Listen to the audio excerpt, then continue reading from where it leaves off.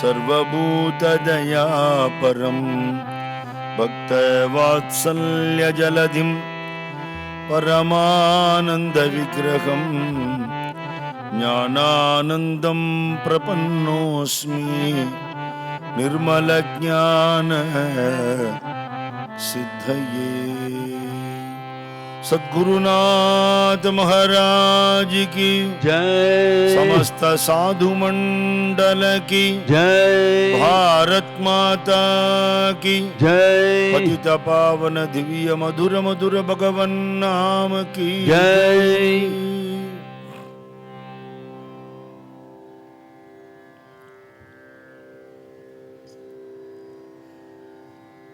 களம்பர்த்த மழை ரொம்ப தீவிரமாக இருந்ததுன்னு சொன்னால் எந்தெந்த ஏரியாவில் பெஞ்சது பெய்யலன்னு தெரியல. குரு பக்தாளுக்கு எப்படின்னா எப்போ மழையில் நனைஞ்சுட்டே தான் இருக்கும். बरसत बरसत सद्गुरु कृपा, बरसत बरसत सद्गुरु कृपा, जो जो जो बरसत बरसत सद्गुरु कृपा, जो जो जो जो बरसत बरसत सद्गुरु कृपा। बीजो बीजो प्यारे मन निस दिन सारे, पीवो पीवो प्यारे मन निस दिन सारे। आनंद आनंद आनंद ही मेरा, आनंद आनंद ही मेरा। नाचो गाओ राधा कृष्ण हरना मीरा, नाचो गाओ राधा कृष्ण हरना मीरा। பொழியுது பொழியுது குரு அருளே, பொழியுது பொழியுது குரு அருளே, குரு அருள் பொழியுது குரு கிருபையாலே, குரு அருள் பொழியுது குரு கிருபையாலே। ஆனந்தம் ஆனந்தம் ஆனந்தம் என்னாலும், ஆனந்தம் ஆனந்தம் ஆனந்தம் மேரா। ஆனந்தம் ஆனந்தம் ஆனந்தம் என்னாலும், ஆனந்தம் ஆனந்தம் ஆனந்தம் எல்லாம் ஆடிப்பாடி கொண்டாடுவோம் ஞானானந்தா, ஆடிப்பாடி கொண்டாடுவோம் ஞானானந்தா। அப்படி குரு அருள் மழையில நனைஞ்சுட்டே இருக்கும். எப்பவுமே ஆனந்தமா இருக்கு. குழந்தைங்களாம் மழை பெஞ்சா அம்மா அப்பா ஆத்துக்குள்ள வான்னு கூப்பிடுவா. இதுகள் நல்லா நனைகிறதுக்கு ஓடும். நம்மளாம் பண்ணியிருக்கோம் இந்த வேலையெல்லாம். இது எழுதினவர் அருணா சங்கத்தில் தாச்சு மாமான்றவர் தான் எழுதியிருக்கார். அவர் எப்படி எழுதினாரா, பீஜோ பீஜோ பியாரே மனுன்னு எழுதினாராம். மழை பொழியும் போது நனையத்தானே செய்வோம் ஃபஸ்ட்டு. அப்புறம் அது சாதாரண மழை இல்லையா, அமிர்த மழைன்னு தோணுன உடனே பியோ பியோன்னு எழுதினாராம். வெறும் மழைன்னா நனைஞ்சிட்டு போயிடலாம், இது நனைஞ்சுனே கொஞ்சம் குடிக்கலாமே அப்படின்னு எழுதினாராம். சுவாமி மழை இல்லாத போது மழையை வரவழைச்சிருக்கார். சித்தலிங்க மடத்தில் மழை கொட்டுற நிலைமையில மழையை நிறுத்தியிருக்கார். தபோவனத்தில் கிழியூர் வெங்கசுப்பையருக்காக மழை பெஞ்சாலும் உபன்யாசத்துக்கு தடை இல்லாமல் பண்ணியிருக்கார். இதெல்லாம் நம்ம ஞானானந்த விஜயத்தில் சாகரில் வைபவத்தில் பார்த்துருக்கோம். திருப்பி சொன்னால் தப்பான்னு. சித்தலிங்க மடத்தில் பூமியெல்லாம் வறண்டு கிடக்கு, ஜனங்கள்லாம் ரொம்ப கஷ்டப்படுறா. சுவாமிக்கு தெரியாதான்னு கேட்கக்கூடாது, சுவாமிக்கு தெரியும். ஆனால் அது புரோட்டோகால் என்னன்னா, கஷ்டப்படுறவா பிரார்த்தனை பண்ணணும், பகவான் பிரார்த்தனைக்கு அனுகிரகம் பண்ணணும், அவ்வளோதான். ஆனால் கஷ்டங்கிறது உலகத்தோட இயல்பு. இந்த பிரபஞ்சம்ங்கிறது எதுக்கு நம்ம பூமிக்கு வந்திருக்கோம், சிம்பிளி நம்மளுடைய கர்மாவை கஷ்டத்தினால கழிக்கிறதுக்கு மட்டும்தான் வந்திருக்கோம். ஆஸ்பத்திரியில் அப்படி சிரிச்சுட்டே டாக்டரோ நர்ஸோ பேசுகிறதோ சாப்பிட்றதுக்கு ஏதாவது கொடுக்குறதோ வேதனை தெரியாமல் இருக்கிறதுக்கு தானே தவிர, ட்ரீட்மெண்ட் இஸ் பெயின்ஃபுல், வேறு வழி கிடையாது. அப்படி இந்த பவரோக வைத்தியசாலைக்கு வந்திருக்கோம். நம்மளோட கர்மாவை கழிச்சாகணும், ஃபர்தராக கர்மா அக்யூமுலேட் பண்ணிக்கக்கூடாது. நம்ம கர்மாவை கழிக்காமல் அக்யூமுலேட் பண்ணிகிட்டே போகிறோம் இல்லையா, நம்மளோட நேச்சர் அது. அப்படிங்கும் பொழுது இந்த பவரோக வைத்தியசாலைக்கு பவரோக வைத்தியரான குருநாதர் கர்மாவை கஷ்டமில்லாமல் கழிக்கிறதுக்கு வழி சொல்லித்தர்.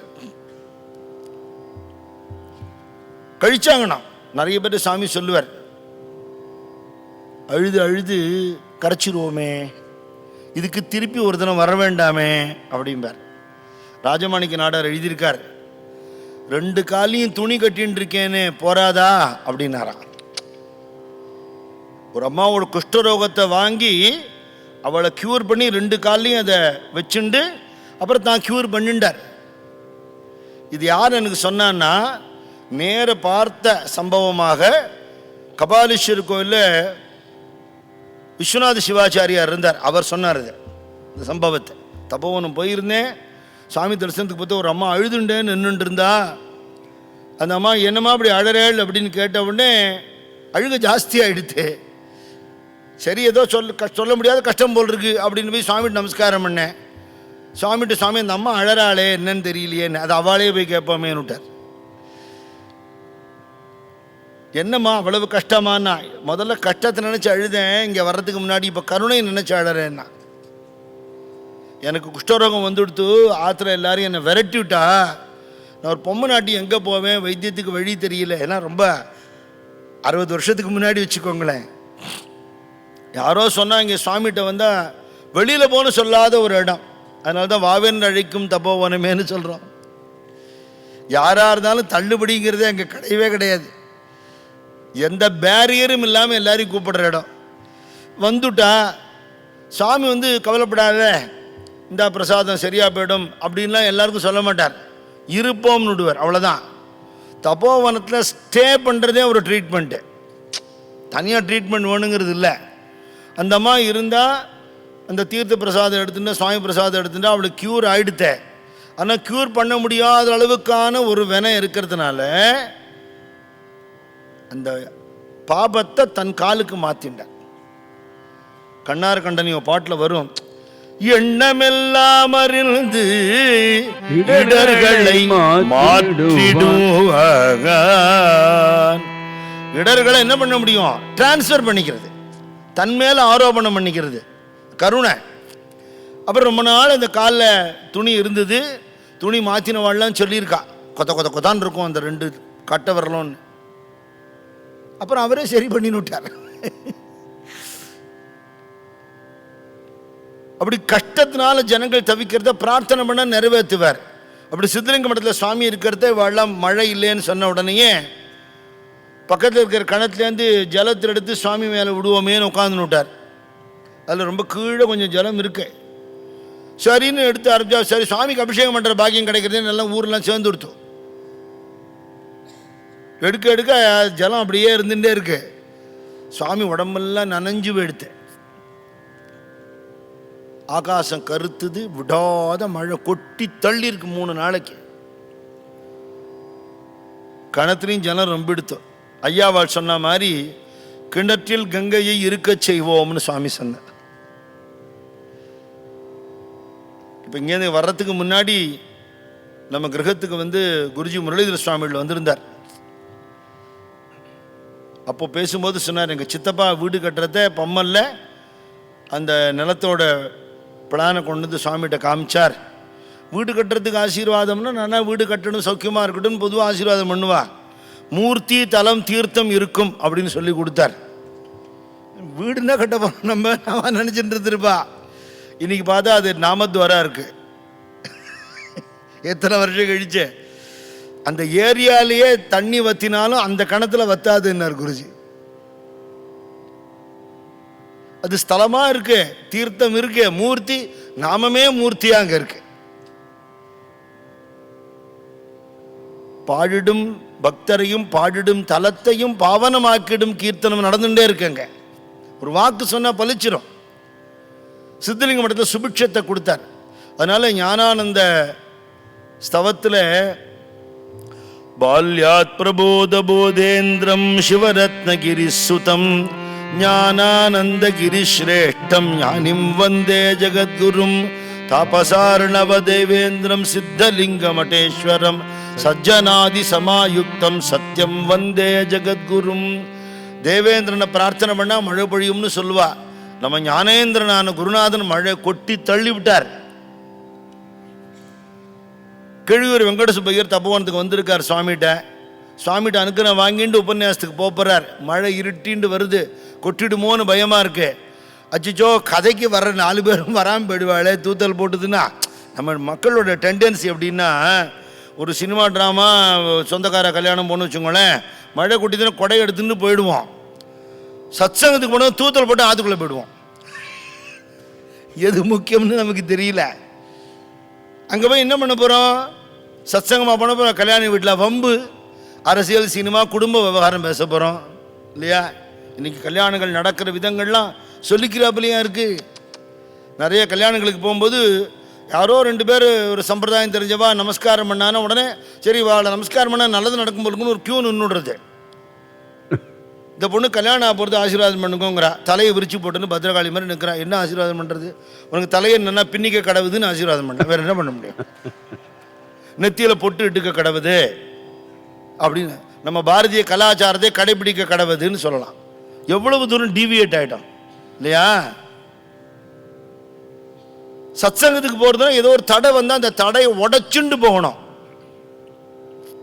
நினைவுக்கு வரதுனால சொல்கிறேன், எத்தனை கஷ்டம் வந்தாலும் எந்த சூழ்நிலையிலையும் சத்சங்கத்தை விடாமல் பண்ணின நாமாஜியோட பஜனையில் ஒரு சத்சங்கத்தை விடாமல் கலந்துண்ட அம்மா அப்பாவுக்கு குழந்தைகளாக பிறந்ததுனால தான் நாங்கள் இப்படி இருக்கோம். எந்த சூழ்நிலை வந்தாலும் பஜனைக்கு போகிறது நிறுத்தக்கூடாது, சத்சங்கத்தை விடக்கூடாது அப்படின்னு at any cost, no compromise. ஒரு பஜனை விடக்கூடாது, ஒரு பஜனை லேட்டாக போகக்கூடாது, ஒரு பிரவச்சனம் விடக்கூடாது. இப்படி தான் வளர்த்துருக்காங்களே. இப்படி தான் நம்ம ஆத்து குழந்தைகளை நம்ம வளர்க்க கடமைப்பட்டிருக்கோம். அப்படி இல்லாமல் தும்ப விட்டுட்டு வாழை பிடிக்கிறாப்புல, ஐயோ என் பிள்ளை சொன்னால் கேட்க மாட்டேங்கிறா, பொண்ணு சொன்னால் கேட்க மாட்டேங்கிறேன்னா நீங்கள் தான் காரணம். அவளுடைய சைல்டுஹுட்டில் அவள் அவங்கள எப்படி பார்த்துருக்காளோ அப்படி தான் அவள் இப்போ அப்படி இருப்பாள். உங்களுக்கு 50 வயசுல தான் பக்தி வந்ததுன்னா அவளுக்கு அதுக்கப்புறம் தான் வரும், ஒன்றும் பண்ண முடியாது. சத்சங்கத்துக்கு போகிறேன், பிரவச்சனம் இருக்குது, மழை பொழியிறாப்புல இருக்குது, மழை பெய்யாமல் இருக்கு, அனுகிரகம் பண்ணணும்னு கேட்டார். சாமி சொன்ன அப்படி வேண்டிக்கப்படாது, மழை பெஞ்சா வர்ற கூட்டமும் வராதுன்னார்.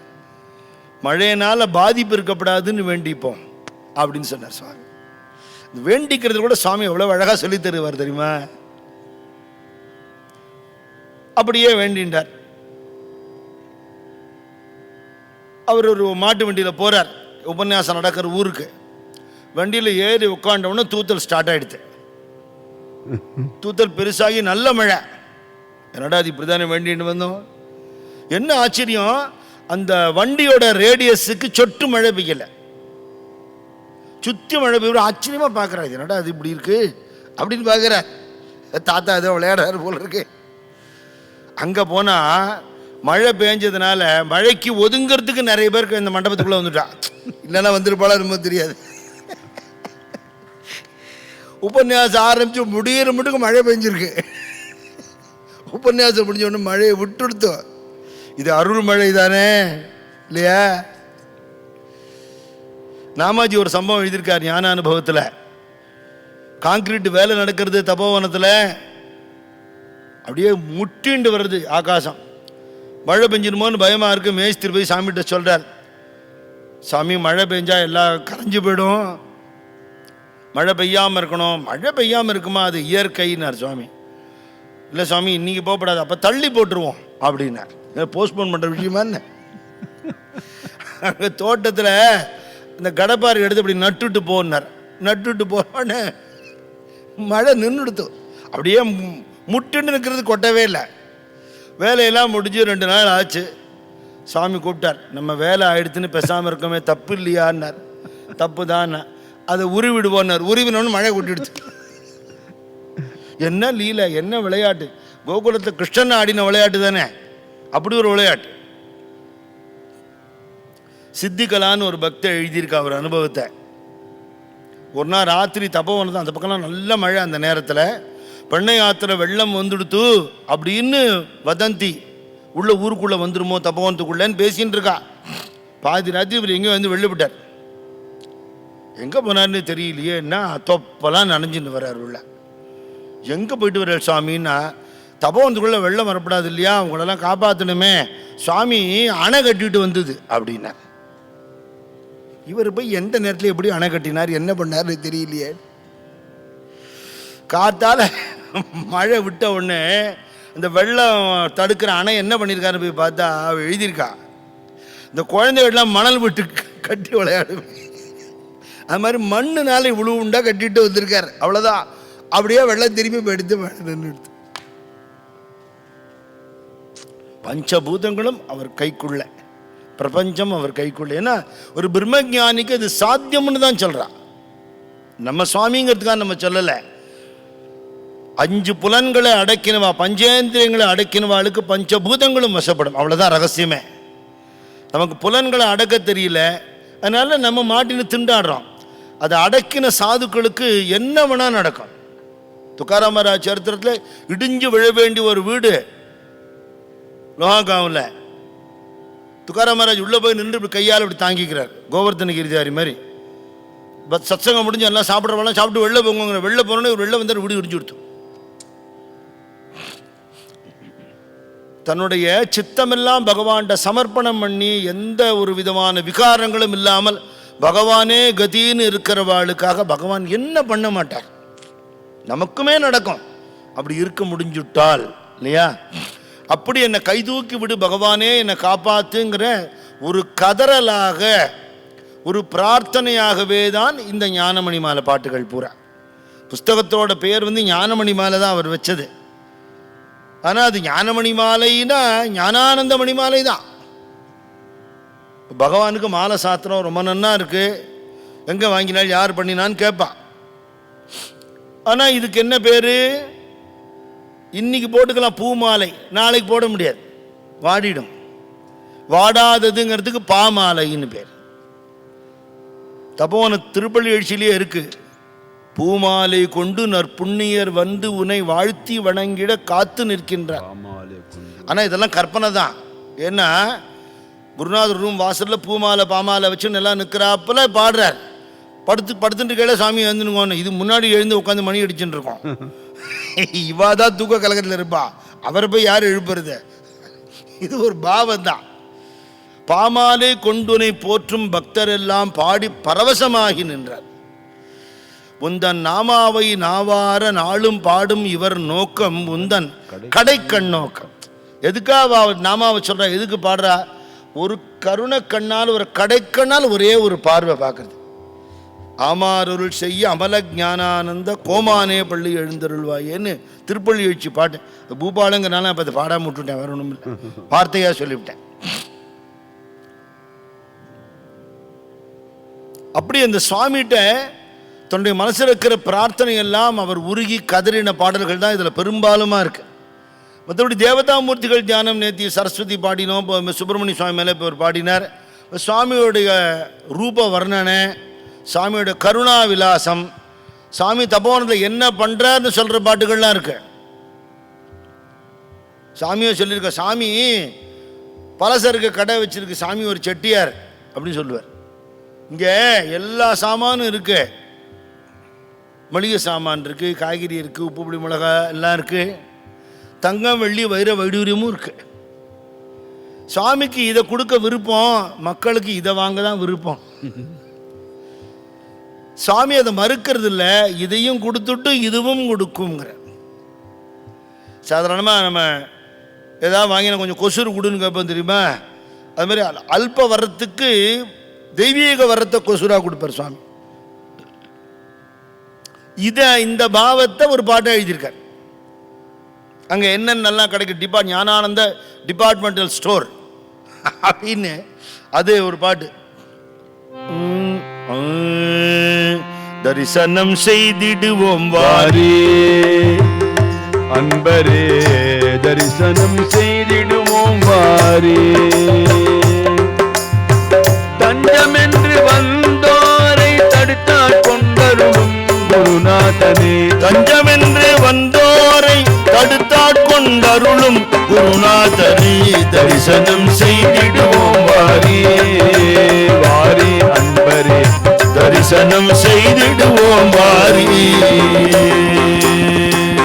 பிறவாத வரம் வேண்டுமா அன்பரே, பிறவாத வரம் வேண்டுமா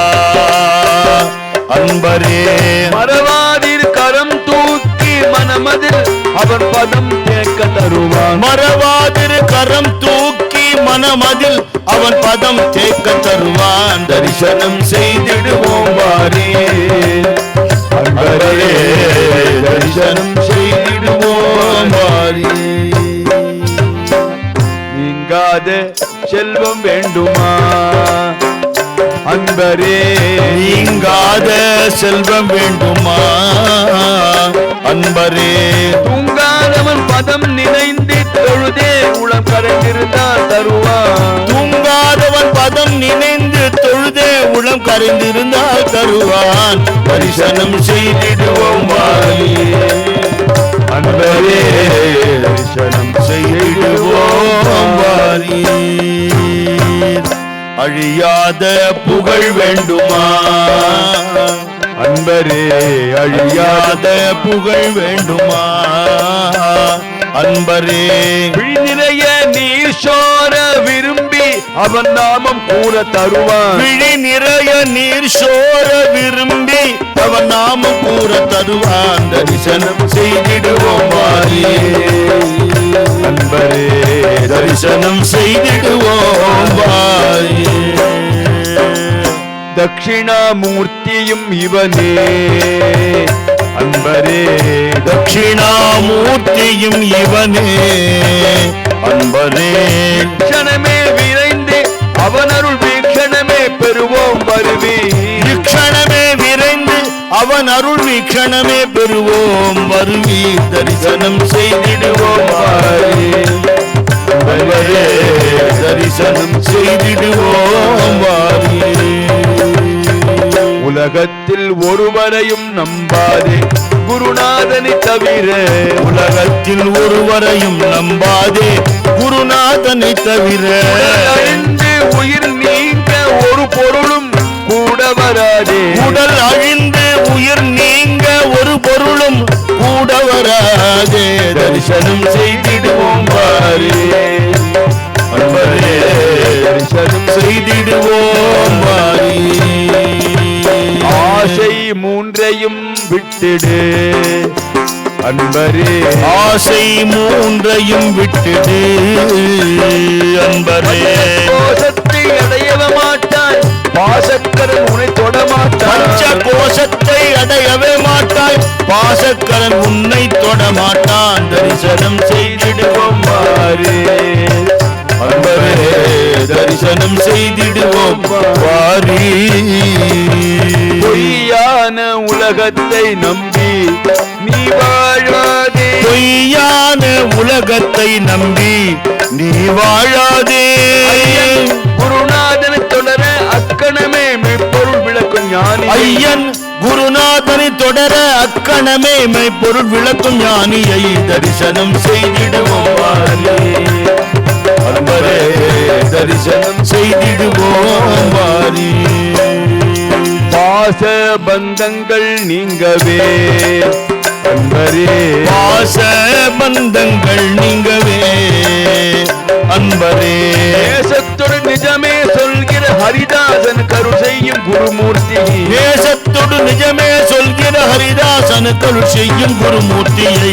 தரிசனம் செய்திடுவோம் வாரே அன்பரே, தரிசனம் செய்திடுவோம் வாரே.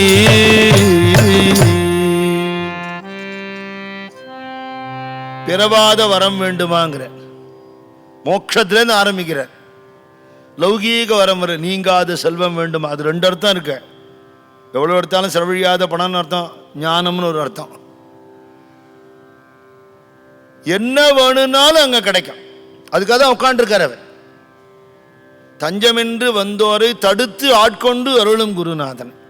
எந்த விதமாக வந்தாலும், பக்தியோடு வந்தாலும், பக்தி இல்லாமல் வந்தாலும், ஸ்ரத்தையோடு வந்தாலும், ஸ்ரத்தை இல்லாமல் வந்தாலும், எப்படி வந்தாலும் அனுகிரகம் உண்டு. உள்ள நுழைஞ்சிட்டா கிருப்பை இல்லாமல் வெளியில் போகவே முடியாது. அப்படி சுவாமியுடைய அருள் இயல்புகள், அவர் என்னென்ன பண்ணினார், அந்த கருணையெல்லாம் வர்ணிக்கிறத, என்னை ஆட்கொண்டு என்னை கை தூக்கி விடுங்கோங்கிற கதறலோட பாடல்கள்லாம் நிறைய இருக்கு. சுவாமியை குழந்தையா பாவிச்சவாளை பற்றி நேற்றுக்கு ஆரம்பித்தேன். சபரியம்மா, அதே மாதிரி சுந்தர்ராமன் ஒரு பக்தர் இருந்தார். வாத்து மாமி சிவகாமின்னு அவெல்லாம் சுப்பிரமணிய சுவாமி பக்தாள். அந்த அம்மாவோட தியானத்தில் தான் சுவாமியுடைய சரித்திரம் கிடச்சி தைக்கிருத்திகேங்கிறதெல்லாம் வெளியில் வந்தது அவா மூலமாக தான்.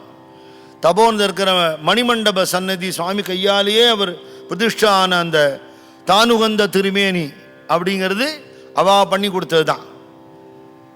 அவர் வந்தார்னா குழந்தை மாதிரி கட்டு தூக்குவாராம் சுவாமியை. நினைச்சு பாருங்க, அவர் வந்துட்டா இது குழந்தை குடுக்குடுன்னு ஓடுமா பயந்துட்டு, பின்னாடியே வந்து அப்படி கட்டுப்பிடிச்சு தூக்குவாராம். அவர் அனுமதிச்சாலும் அப்படி பண்ண முடியுமா? எவ்வளவு சுவாதீனம் இருக்கணும். இதே மாதிரி புதுப்பாளையம் வெங்கட்ரமணி பாகவதம் கட்டி தூக்கியிருக்கார் சுவாமியை. அவர் பிள்ளை கோவிந்தராஜ பாகவதர் சொல்லிருக்கார், நான் எனக்கு கூட அந்த பாக்கியம் கிடைச்சிருக்குங்கிற. தன்னை லேசாக்கின்றவர் பக்தாளுக்காக.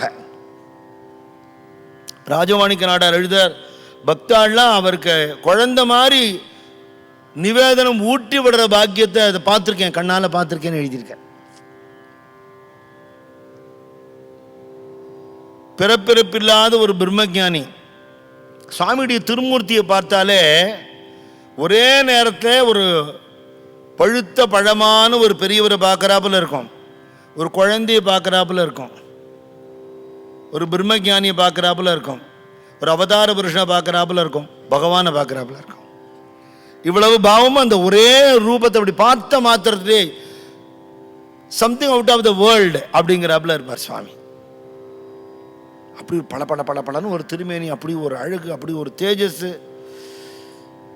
எப்போ பிறந்தார், எங்கெங்கெல்லாம் இருந்தாருங்கிறதுலாம் கரெக்ட் இன்ஃபர்மேஷனே இல்லை. எல்லாம் அவர் வாய் வழியாக சொன்ன சில தகவல்களும் அவாவா புத்திக்கு தெரிஞ்ச ரிசர்ச் பண்ணினதும் வச்சு அப்படியே எழுதின சரித்திரங்கள் தான். அப்படியே வச்சுப்போமே என்னுவார் எது கேட்டாலும். No conclusion. இப்போ தைக்கிருத்திகேன்னு இந்த சிவகாமி அம்மா சொன்னதுனால அதை ஜெயந்தியாக கொண்டாடுறதுன்னு திருவண்ணாமலையில் வெங்கட்ராவுன்னு ஒருத்தர் இருந்தார். பூர்வாசிரமத்தில் ஹரிதாஸ் சுவாமியோட சித்தப்பா அவர், அவாத்து மாமி சித்தி. நேர நாங்கள் திருவண்ணாமலை பாட்டின்னு கூப்பிடுவோம் அவளை. மாத்துக்கெல்லாம் வந்திருக்கா. அவள் வந்து சுவாமிகிட்ட சுவாமியோட ஜெயந்தி கொண்டாடணும்னு கேட்டாளாம். சுவாமி சொல்கிறார், கொண்டாடலாமே, தப்பு இல்லை, ஆனால் அம்மா குழந்தைக்கு கொண்டாடுறாப்புல கொண்டாடணும் தெரியுமா? இப்படி ஒரு பாக்கியம் அவளுக்கு. காரைக்கால் அம்மையார் கிடைச்ச பாக்கியம். பரமேஸ்வரன் அம்மான்னு கூப்பிட்டார் இல்லையா காரைக்கால் அம்மையார், அப்படி ஒரு பாக்கியம் அவளுக்கு. உன் குழந்தைக்கு பிறந்தநாள் கொண்டாடணும்னா வசூல் பண்ணுவியா? வசூல் பண்ணாத, உன் கையில் இருக்கிற காசால பண்ணு, அதுக்குன்னு செலவு இழுத்து விட்டுக்காத. தன்னுடைய திருவுருவத்தை தானே கொடுத்துருக்கார். இன்றைக்கும் அவள் வம்சாவளியிட்ட இருக்கு, அவருடைய ஒரு ஃப்ரேம்டு திருவுருவம் கொடுத்துருக்கார். சந்தன குங்குமம் இட்டு வஸ்திரம் சாத்து, அம்மா பிள்ளைக்கு காவி கொடுக்கப்படாது, அதனால எனக்கு காவி வஸ்திரம் சாத்தாத, பட்டு வஸ்திரம் சாத்த. தாயாராகவே இவர் எடுத்துட்டு விட்டார் அவளை. என் பிறந்தநாள் கொண்டாடுறோன்னு ஒருத்தி கேட்குறாளே. 11 ஆவர்த்தி கணபதி ஹோமம், பாகவத ஆளை கூப்பிட்டு பஜனை பண்ணி யதாசக்தி அவளுக்கு ஆகாரம் போட்டு அனுப்பு, சுவாமிக்கு பிரீத்தின்னு விட்டார். அப்படி தான் தைக்கிருத்திகை ஜெயந்தி உற்சவமே ஆரம்பிச்சது. அப்படி அநேக பக்தாள் சுவாமியை குழந்தையாவே பாவிச்சிருக்கா. யார் எப்படி பாவிக்கிறாளோ அப்படி அனுகிரகம் பண்றவர், அவ்வளவுதானே.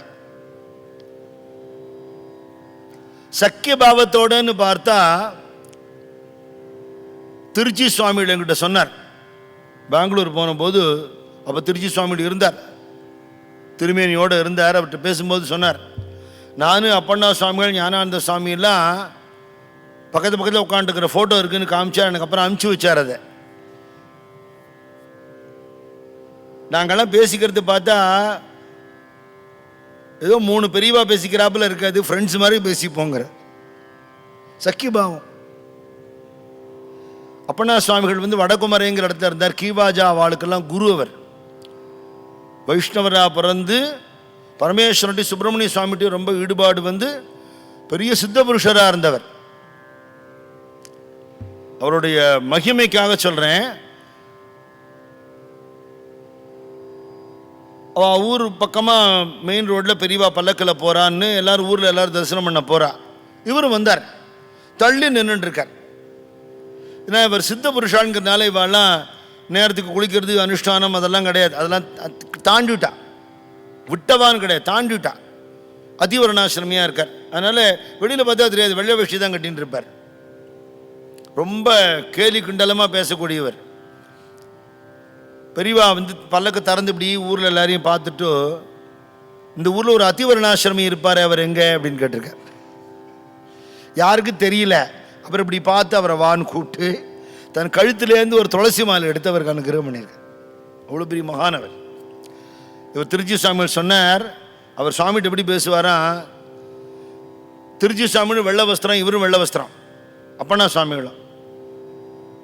வெள்ளை வஸ்திரத்தில் கரைப்பட்டா பளிச்சுன்னு தெரியும், நீங்கள் எதுக்கு காவி கட்டின்னு இருக்கீங்க? கரையில்லாமல் வாழற வாழ்க்கைங்கிறது வெள்ளை வஸ்திரம் தான், உங்களுக்கு எதுக்கு காவி? இப்படிதான் பேசுவாராம்.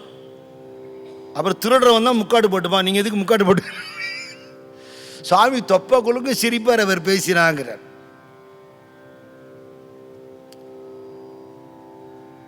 சுவாமியை தொட்டு நமஸ்காரம் பண்ணார் ஒருத்தர், அப்பண்ணா சுவாமிகள். அவர் கூட வந்தவாளா நமஸ்காரம் பண்ண வந்தபோது, திருவடி தொடாதீங்க உங்களுக்கு தாங்காதுன்னு விட்டாராம். நம்ம கோவிந்தபுரத்து பாதுகாமண்டத்துக்கு எழுத்தாப்புல ஒரு முதியோர்லம் இருக்குது, அங்கே ஒரு பெரியவர் இருந்தார். அவர் சொன்னார், ஒருத்தர் அப்பண்ணா சுவாமியோட நாங்கள்லாம் தபோவனம் போயிருந்தோம். அவர் வந்தவுடனே சுவாமி சிரிச்சுட்டே ரூம்லேருந்து வெளியில் வந்து அப்படியே அவரை ஆலிங்கனம் பண்ணிட்டு 2 பேரும் ஃப்ரெண்டு மாதிரி இருந்தா உள்ளே கூட்டின்னு போயிட்டார் ரூமுக்கு. ரொம்ப நேரம் கழிச்சு வெளியில் வரும்போது 2 பேரும் வெளியில் வர நாங்கள்லாம் பார்க்குறோம். கொஞ்ச நேரம் 2 பேருமே தெரியல, மறைஞ்சு போயிட்டா. அப்புறம் திருப்பியும் வந்தா அப்படிங்கிறாரு. இப்படி நிறைய மகான்கள் சாது புருஷாலாம் வந்து சுவாமியை பாப்பா, சக்கிய பாவத்தில் நண்பர்களாக பழகுவா. சுவாமியுமே வெளிநாட்டிலேருந்து சுவிட்சர்லேருந்து ஒருத்தர் வந்திருக்கார். அவர் சுவாமிகிட்ட நல்ல விஷயங்கள் கேட்கணும் ஆசைப்படார். ரெக்கார்டு பண்ணுற அந்த டேப்பில் வெளிநாட்டிலிருந்து ஒரு நண்பர் வந்திருக்காருங்கிறார். பக்தர்னு கூட சொல்லலை. ஜெய கிருஷ்ணமூர்த்தி அவர்களுடைய ஒரு கோட்டு ஞாபகம் வருது. அவர் இந்த குருங்கிற கான்செப்ட் ஒத்துக்க மாட்டார், எல்லாருக்கும் தெரியும் அவரை பற்றி. I am only a friend அப்படிம்பார். இருட்டில் நீங்கள் போகிறேள், அங்கே ஒரு பாம்பு இருக்குது, உங்கள் கண்ணுக்கு தெரியல. ஒரு நாய் குறைக்கிறது, அது குறைக்கிறத பார்த்தோன்னே நீங்கள் அலர்ட் ஆகிட்டேள். அப்புறம் டார்ச் அடித்து பார்த்தா பாம்புன்னு தெரிஞ்சு போயிட்டேள். உங்களை காப்பாற்றித்தோட அந்த நாய். அது மாதிரி நான் ஒரு ஃப்ரெண்டுங்கிறேன். அதாவது உங்களை ஆபத்துலேருந்து காப்பாற்றுறது தான் எங்களோட வேலை. அதுக்கு நாங்கள் எந்த ஒரு கிரெடிட்டும் எடுத்துக்கிறது இல்லைன்னு அர்த்தம். அது மாதிரி சுவாமி வந்து நண்பனுக்கு நண்பனாக பழகக்கூடியவர்.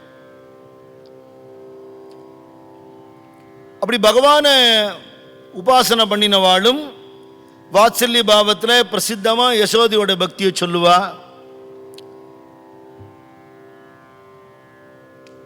பெரியாழ்வார் அப்படி பக்தி பண்ணினார். கண்ணன் மேலே நிறைய குழந்தை பாலலீல பாட்டெல்லாம் எழுதினார். சூர்தாசர் அப்படி எழுதினார். மீனாட்சி மேலே பிள்ளைத்தமிழ் எழுதினார் குமரகுருபர சுவாமிகள். அம்மா அப்பான்னு சொல்ல முடியாத பிறவா யாக்கை பெரியோனான சிவபெருமானையே குழந்தையா பாவிச்சவள் திருச்சாத்தமங்கையிலிருந்து திருநீலக்க நாயனாருடைய மனைவி. சிவபெருமானுடைய அந்த கம்பீர திருமேனியை பார்த்து என் குழந்தைன்னு ஒருத்தர் பாவிக்க முடியுமா? அப்படி பாவிச்சா அவர் அம்மா. நங்கநல்லூர் தர்மலிங்கேஸ்வரர் கோவில் வெளியில் ஒரு பாட்டி இருந்தால், அந்த பாட்டி தர்மலிங்கேஸ்வரர் குழந்தையா பாவிச்சா. எங்கள் அம்மாட்ட சொல்லியிருக்கா, எனக்கு எது வேணாலும் யாரும் கேட்க மாட்டேன், உள்ள என் பிள்ளை இருக்கான் அவனை கேட்பேங்கிறா. பாவம் தானே. அப்படி வாத்சல்ய பக்தி பண்ணினவா உண்டு. அந்த பக்தினால அவ அடைஞ்சிருக்கா சுவாமிய. ராம்லாலான்னு ஒரு சின்ன மூர்த்தியை வச்சுட்டு ஒரு ஜடாதாரி பக்தி பண்ணி அதை பூர்த்தியாக பரமஹம்ச தேவர்கிட்ட வந்து பரமஹம்சருக்கு அந்த சுவாமியை கொடுத்துட்டு அவருடைய வாத்சல்ய பாவம்ங்கிறது அப்கிரேட் ஆயிடுது. அவர் சரித்திரத்தில் இருக்கு. குழந்தையாவே வந்து விளையாடும். அர்ச்சாவதார மூர்த்தி பிரத்யட்சமாகி விளையாடுறதுன்னா என்ன பக்தி இருக்கணும். ரமண பகவானை கேட்டாராம், ஒரு சின்ன கிருஷ்ணன் பொம்மையை வச்சுண்டு விக்கிரகத்தை வச்சுண்டு அதுக்கு பரமஹம்சர் சாதம் ஊட்டினார்னெல்லாம் இருக்கே, அது சாத்தியமான? ஏன் சாத்தியம் இல்லை அப்படின்னாரா அவர். அது ஜடந்தானேன்னாராம் அந்த பக்தர். சாப்பிட்றா அப்படின்னாரு. ஆமா, இது ஜடந்தானேன்னாராம். நீ ஜடந்தான், நீ வேலைக்கு நீ திங்குறியா? உன்னை ஜடமா வச்சிருக்கிறது எதுவோ அது ஒரு ரூபம் எடுத்துட்டு இருக்கு. அதை ஜடம் நீ எப்படி சொல்லுவ? நம்ம சுவாமிகிட்டே கேட்டா, கல்லுலையும் செம்புலையும் விக்கிரகம் பண்றாளே அதெல்லாம் மனுஷனால பண்ணப்பட்டது தானேன்னா, மனுஷன் விக்கிரகத்தை பண்ணலாம், கல்லையும் செம்பையும் மனுஷனையுமே ஈஸ்வரன் உண்டாக்கினான் சுவாமி. நம்ம வழிபடுறதுக்கு ஒரு வடிவம் எடுத்துட்டு இருக்கே தவிர அது இதுதான் டிஃபைன் பண்ண முடியுமா? பண்ண முடியாது. அப்படி வாத்சல்ய பக்தி பண்ணி அடைஞ்சவா உண்டு. சக்கிய பக்தின்னு எடுத்துட்டா பிரசித்தமா சுந்தரமூர்த்தி நாயனாரோ நாமதேவர் பக்த நாமதேவர் அர்ஜுனன் வாழலாம் சக்கிய பக்தி பண்ணினவா பகவான். கிருஷ்ண பிரேமண்ணா உபன்யாசத்தில் சொல்றார், கிருஷ்ணனை கூப்பிடும்போது அர்ஜுனன் இந்த தஞ்சாவூர் காரெல்லாம் கூப்பிடுற மாதிரி, டேய் பழி இங்க வாடா அப்படிமானா. கிருஷ்ணா வாசுதேவான்னு சொல்ல மாட்டானா, அட பழிகாரான்னு வைக்கிறது. தஞ்சாவூர் பக்கங்கள்லாம் ஃப்ரெண்ட்ஷிப் இருந்தா பழி அப்படின்பா, அப்படி கூப்பிடுவாளாம். அண்ணா சொல்றார் அத்தனை சகஜம். கிருஷ்ணனை வெய்யறது திட்டுறது இது எப்போ கீதோபதேசத்துக்கு அப்புறமும் அங்கதான் வேடிக்கை, அதான் சௌலபியம். ஸ்ரீமத் பாகவதத்தில் பகவான் திருமேனியை விட்டுட்டாருங்கிறது தான் கீதையோட அர்த்தம் அர்ஜுனனுக்கு புரிஞ்சு சமாதி நிலையில இருந்தான்னு வருதே தவிர, மகாபாரத யுத்தம் முடிகிறதுலாம் அவன் திருப்பி பழைய அர்ஜுனா தான் இருந்தான். ஏன்னா அவர் அதை மெயின்டைன் பண்றார், அந்த ஃப்ரெண்ட்ஷிப் வேணுங்கிறதுக்காக. அப்படி சுவாமிகிட்ட சர்வ சகஜமா நண்பர்களாக உரிமையோட சண்டை போட்டு பேசினவா அப்படிலாம் நிறைய பக்தாள் அனுபவங்கள் இருக்கு. சைத்தன்ய மகாபிரபு சொல்றார், ஒரு தாயார் குழந்தைகிட்ட கொஞ்சரா அன்பு காட்டுறான்னா பிராக்டிக்கலா எத்தனை வருஷம் வரலன்னு கேட்குறாரு. அதுக்கப்புறம் உங்க அன்பு அப்படியே இருக்கும், உங்க அன்பை ஏத்துக்கிற மனோபாவம் அவங்க மாறி போயிடும். இது புரிஞ்சுக்காதனால பாதி குடும்பங்களில் சண்டை வந்துட்டு இருக்கு. இன்னைக்கு இவாளே கல்யாணம் பண்ணி வச்சிருப்பா, ஆனால் என் பிள்ளைன்னு உன் பிள்ளையா இருந்தான், இப்போ அவளோட புருஷனும் ஆயிட்டான், அவனும் ஒரு பிள்ளைக்கு அப்பாவும் ஆயிடுவான். பின்னாடி விலகி இருக்க தெரியல, பகவானோட இணைஞ்சு இருக்க தெரியல, உலகத்தில் விலகி இருக்க தெரியல. எல்லா ஹிம்சைக்குமே இதுதான் காரணம். ரிலீஸ் பண்ணிக்கணும் நம்மளை ஒரு ஸ்டேஜில், இல்லையா? சாஸ்வதமான உறவு எது? நிரந்தரமான பந்து சத்குரும் ஆத்ம பந்தும்னு அவர் ஒருத்தர் தான் நிரந்தரமான உறவு. பாக்கி எல்லாம் விட்டு போயிடும். அவளுக்கு பண்ண வேண்டியது நாம் பண்ணணுமே தவிர அவள்கிட்டேருந்து அன்பை கூட எதிர்பார்க்கக்கூடாது. பணங்காசு இல்லை, அன்பு கூட எதிர்பார்க்கக்கூடாது. அப்படி இருந்துட்டா நிம்மதியாக இருக்கலாம். சாமிகிட்ட ஒருத்தர் போய் வாழ்க்கையில் நிறைய கஷ்டம் இருக்குது அப்படின்னார். நாயனார் சூத்திர அனுபவம் உண்டா அப்படின்னார். திருக்குறள் தெரியுமா? யாதனின் அப்படின்னார். யாதனின் நீங்கியான் நோதல் அதனின் இளன். எந்தெந்த விஷயத்திலேருந்து விலகி இருக்கோமோ அந்தந்த விஷயத்தால் தொந்தரவு இல்லை. இந்த திருக்குறள் சொல்லும்போது உதடு கூட ஒட்டாதுன்னாரா சுவாமி. அப்படி விலகி இருக்க கத்துண்டா பற்று எங்கே இருக்கணும்? பகவான் கிட்ட மட்டும் இருக்கணும். பாக்கி பேர்டெல்லாம் அன்பு இருக்கணும்.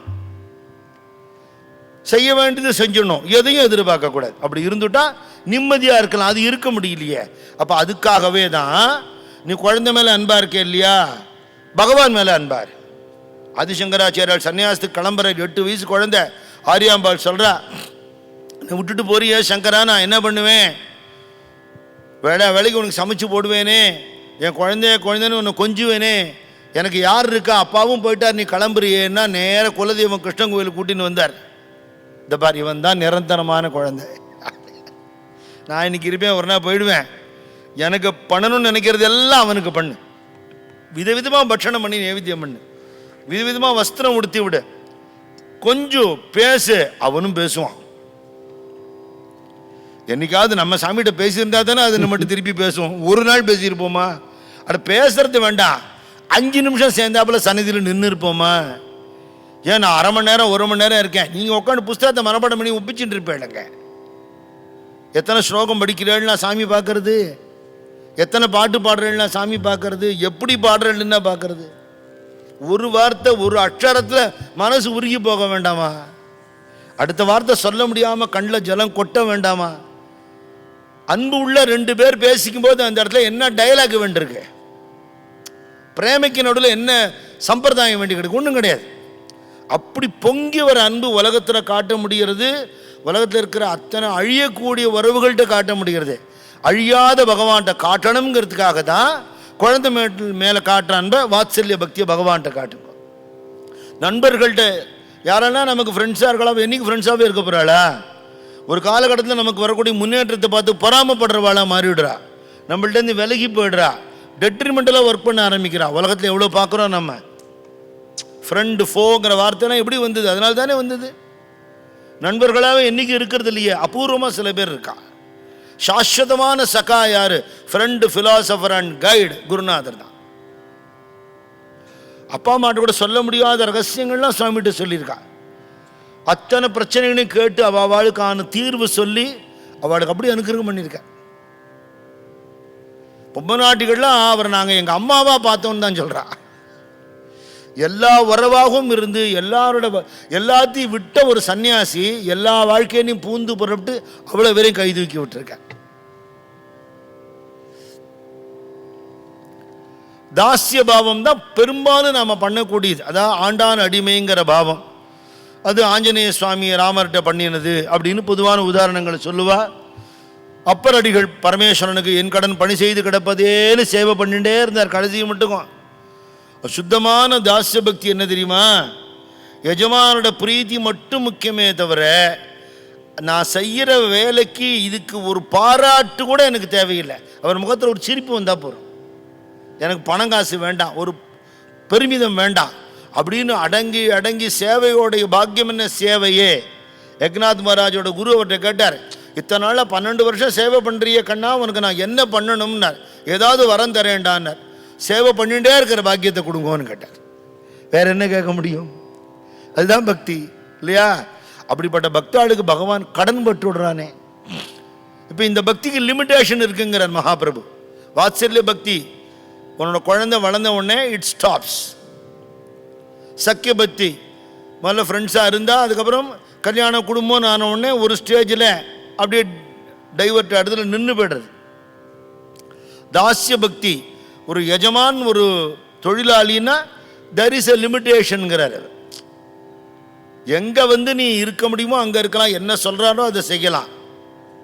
ஆனால் தாயாரோட அன்பையும் காட்டி நண்பன் போலவும் பழகி வேலைக்காரா எப்படி உழைப்பாளோ அது மாதிரி எதையும் எதிர்பார்க்காமல் உழைச்சு அதை தாண்டி உன்னுடைய அந்தரங்க விஷயத்தை தலையிடுற உரிமை யாருக்கு இருக்கு? மனைவிக்கு மட்டும்தான் இருக்குங்கிற மகாபிரபு. அவள் தாயாரோட ரோல் எடுத்துப்பா, வேலைக்காரா ரோல் எடுத்துப்பா, நண்பர்கள் ரோல் எடுத்துப்பா, அதுக்கு மேலேயும் இருப்பா. நல்ல மனைவி வாய்ச்சால் உடனே பிளேம் பண்ணக்கூடாது. புத்திசாலிங்கிறவன் தனக்கு அமையறத சிறந்ததை ஆக்கிப்பான். அவன் தான் புத்திசாலி. என்னை அப்படி அமைஞ்சு கொடுத்தேன்னு சொல்லக்கூடாது. ஒரு அந்த காலத்தில் நான் படித்த ஏதோ ஒரு செய்தி என்ன, 2 சேல்ஸ் ரெப்ஸ் 2 பேரை ஏதோ ஒரு ஊருக்கு அமிச்சாராம். அந்த கம்பெனி முதலாளி, ஷூ கம்பெனி முதலாளி. ஒருத்தன் போய் பார்த்துட்டு வந்து அந்த ஊரில் யாரும் செருப்பு போடவே மாட்டேங்கிறா, அங்கே நம்ம ஊரில் அந்த அவுட்லெட்லாம் திறந்தால் வியாபாரம் ஆகாது, சாரி நானா. அதே ஊருக்கு இன்னொருத்தன் போனானா, அவன் போயிட்டு வந்து ஒருத்தருமே செருப்பு போட்டதில் அவ்வளோ பேரும் ஷூ போட்டு வச்சு போட்டேன், செம்ம மார்க்கெட் இருக்கு நானா. எப்படி இருக்கு? ஒரே விஷயம் தானே. சரியில்லாததை சுவாமி சொன்ன வார்த்தை, சரியில்லாதை சரி ஆக்குவோம், பயன்பட முடியாததை பயன்படுத்துவோம் பண்ணி காட்டியிருக்கார். செல்லாத காசை சிவனுக்கு போட்டுருவோம்னு சொல்லி செல்லும்படியா பண்ணி காட்டியிருக்கார். அப்ப இவ்வளவுமாக இருக்க குருநாதன் கிட்ட எப்படி பக்தி பண்ணணும்னா, குழந்தையா நீ பார்க்கலாம், நண்பனா பார்க்கலாம், அடிமையாக தொண்டு பண்ணலாம். இதையெல்லாம் தாண்டி உன்னையே அர்ப்பணம் பண்ணி, ஒரு பதிவிரத்தை எப்படி தன்னுடைய பர்த்தாவுக்கு அர்ப்பணம் பண்ணுவாளோ அப்படி அர்ப்பணம் பண்ணணும். அதில் முக்கியமான விஷயம், குடும்ப வாழ்க்கையில் இருக்கிற அந்த உறவுக்கும் மேலே இதில் சத்சங்கத்தில் சரீரத்துக்கும் சம்பந்தம் இல்லை, ஜீவனுக்கும் பிரம்மத்துக்கு சம்பந்தம். அந்த நிலையில நாயகி பாவம் வரணும்னு மகாபிரபு சொல்ற. வாத்சல்ய சக்கிய தாஸ்ய பாவங்களுக்கு, வாத்சல்ய சக்கிய தாஸ்ய பாவங்களுக்கு வகையான மாதுரியத்திற்கு அளவும் உண்டோ? நாயக நாயகி பாவத்திற்கு மேலாக நானிலத்தினான் கண்டதில்லை அதனால் தானே ஊரார் உன்னை மெச்சி குழந்தையாக பார்த்தாலும் பாரிலே நீ எனக்கு பிராணநாதன் தானே. வகையான மாதுரியத்திற்கு ரொம்ப அழகான வார்த்தை. மாதுரிய பாவனன் தத்துப்பதுன்னு இருக்கக்கூடாது. ராமகிருஷ்ணபுரம் சிறு காலத்துல ஒரு பொம்மநாட்டி, அவர் தான் பகவான், நான் தான் அவர் கிருஷ்ணன், நான் ராதைன்னு ஊத்தி நடமாடிட்டு இருந்தாளா. அவர் பொண்டாட்டியே அம்பாளை வச்சு பூஜை பண்ணுவார். ஒரு நாளைக்கு ஒரு தரமோ 2 தரமோ தான் அவன் 2 பேர் பார்த்துப்பா, சாப்பாடு வச்சுட்டு 2 வார்த்தை பேசிட்டு அந்த மாதிரி கிளம்பி போயிடுவா. நாள் பூரா கைங்கரியமும் நாம ஜபமே கத்தின்னு இருந்தவ. குடும்ப வாழ்க்கையில ஒரு பொம்மநாட்டி தபஸ்வினியா ஞானியா இருக்க முடியுமான்னா எஸ்ங்கிறதுக்கு சாரதா தேவி சரித்திரம் பதில். என்கிட்ட பொம்மநாட்டிகள்லாம் சில பேர் ஃபோன் பண்ணி ஆற்றுல உள்ள கஷ்டங்கள்லாம் சொல்லுவா. பாரத தேசத்துல இருக்கிற என் உலகத்தில் இருக்கிற அத்தனை பொம்மநாட்டிகளும் கேட்க வேண்டிய சரித்திரம் சாரதா தேவி சரித்திரம். குடும்ப வாழ்க்கையில இருக்க முடியும்னு காட்டினவா, நம்ம சமீப காலத்தில் இருந்தவா, சாட்சாத் அம்பாளே தான். இந்த பொண்ணு அங்கேருந்து வந்து யாராவது இருந்துட்டே இருப்பா பரமஹம்சர் ரூம்ல. ஏதோ சத் சம்பாஷணம் நடக்கும், பஜன் நடக்கும், ஆடுவார் பாடுவார், நரேந்திரர் வருவார், அப்படிதான் நடக்கும். ஒரு நேரம் யாருமே இல்லை, சரியான சான்ஸு. நேரம் உள்ள போயிட்டு நான் உங்களை நாயகனா பாவிக்கிறேன், போ வெளியில், யார்கிட்ட வந்து என்ன பேச்சு பேசுகிற, வெளில போன்னு கத்தி விட்டார். ஏன்னா அவருடைய எண்ணத்தில் தூய்மை இல்லாமல் இருந்திருக்கலாம், அவருக்கு தெரியும். சாரதா தேவியோட இடத்துல சத்தம் கேட்குறது. அவள் பக்கத்தில் இருக்கிற கோலாப் மாட்ட சொல்கிறா, என்னாச்சு அப்படின்னா, அது ஒரு பைத்தியம் ஒன்று நடமாடின்னு இருந்ததுமா, அது உள்ளே போய் எதாவது பேசியிருக்கோம், டாக்கூர்கிட்ட கத்திரு. இருக்கட்டுமே, தெரியாமல் பேசினா அவளை திட்டுவாளா? இவ ஆத்துக்காரர நாயகன்கிறா, இவ பதில் சொல்கிறா. அவளை கூட்டின்னு வந்து, நீ ஏம்மா அவர்கிட்ட போய் பேசுகிற, உன் பக்தியை மனசோடு வச்சுக்கோ, உனக்கு எதாக இருந்தாலும் இங்கே வா, சாப்பிட்டியா அதாவது ஆகாரம் எடுத்துக்கோ, வஸ்திரமெல்லாம் கிழிஞ்சிருக்கேம்மா, உனக்கு வேறு புடவை தட்டுமா, நீ இங்கே வாம்மா அப்படின்னு சொல்லிட்டு திருப்பி அவட்ட சொல்கிறா. குழந்தை ஏதோ தப்பாக பேசி கொடுத்தோன்னா அதுக்குன்னு கோச்சிப்பார் அவருங்கிறா. என்ன பாவம் அது? ஆனால் வகையான மாதுரியத்திற்கு தத்துப்புத்துன்னு இருக்கக்கூடாது. சுவாமியோடைய திருமேனியில் இருக்கிற தேஜஸ், அவரோட அழகெல்லாம் பார்த்து சாதாரணமாக எடை போடாமல் அதை தாண்டின பிரம்ம வஸ்துன்னு புரிஞ்சுக்கணும். இந்த பக்தி மனசுக்கும் இருக்கக்கூடிய பக்தியாக இருக்கணும். அதனால் குருநாதனுக்கு சேவை பண்ணுறேன்னு விபரீதமாக போயிடும் மாதுரிய பக்தி. விவேகானந்த சுவாமி மாதுரிய பக்தியை கண்டிக்கிறார். அது சைத்தன்ய மகாபிரபு ராதை மகாபிரபுவோடு முடிஞ்சு போயிடுத்து. யாரும் மாதுரிய பக்தியெல்லாம் பேக் பண்ணி தூக்கி வைங்கோங்கிறார். அது எல்லாருக்குமானது இல்லை, அதுக்கான அதிகாரிகள் ரொம்ப கம்மி. ராமகிருஷ்ணானந்த சுவாமி இங்கே ஐசோஸ்க்கு வந்தபோது அவர்கிட்ட சொன்னார், நீ அவாட்ட எதுவும் கிருஷ்ணனுடைய பாலலீலையோ இல்லை கீதோபதேசமோ சொல்லு, ராசலீலையை பற்றி சொல்லாதே, அதை பற்றின ஸ்லோகங்கள்லாம் சொல்லாதே அப்படிங்கிறார். தனக்கு விவேகானந்த சுவாமி அஷ்டபதி பாடுறவர், ராதையை பற்றி அப்படி பிரவச்சனம் பண்ணியிருக்கார். ஆனால் அந்த குப்தம் எல்லாருக்கும் புரியாத விஷயத்தை உடைச்சி பிரயோஜனம் இல்லை. அவளுக்கு தானே அனுபவம் வரும்போது ரமண பகவான் எப்படி அக்ஷரமணமால் எழுதினாரோ அதுதான் ராதையோட பக்திங்கிறது புரியும். அது புரியறதுக்கு முன்னாடி இதை பிரகடனப்படுத்தக்கூடாது. அதனால் வாத்சல்ய சக்கியதாஸ்ய பாவங்களுக்கு அளவுண்டோ, அது லிமிட்டேஷன். வகையான மாதுரியத்திற்கு அளவும் உண்டோ.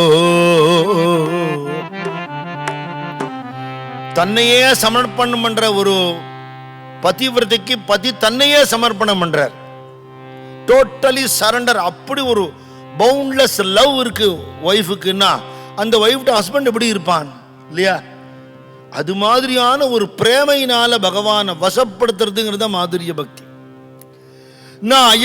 நாயகி பாவத்திற்கு மேலாக நான் நிலத்தில் நான் கண்டதில்லை, அதனால் தானே.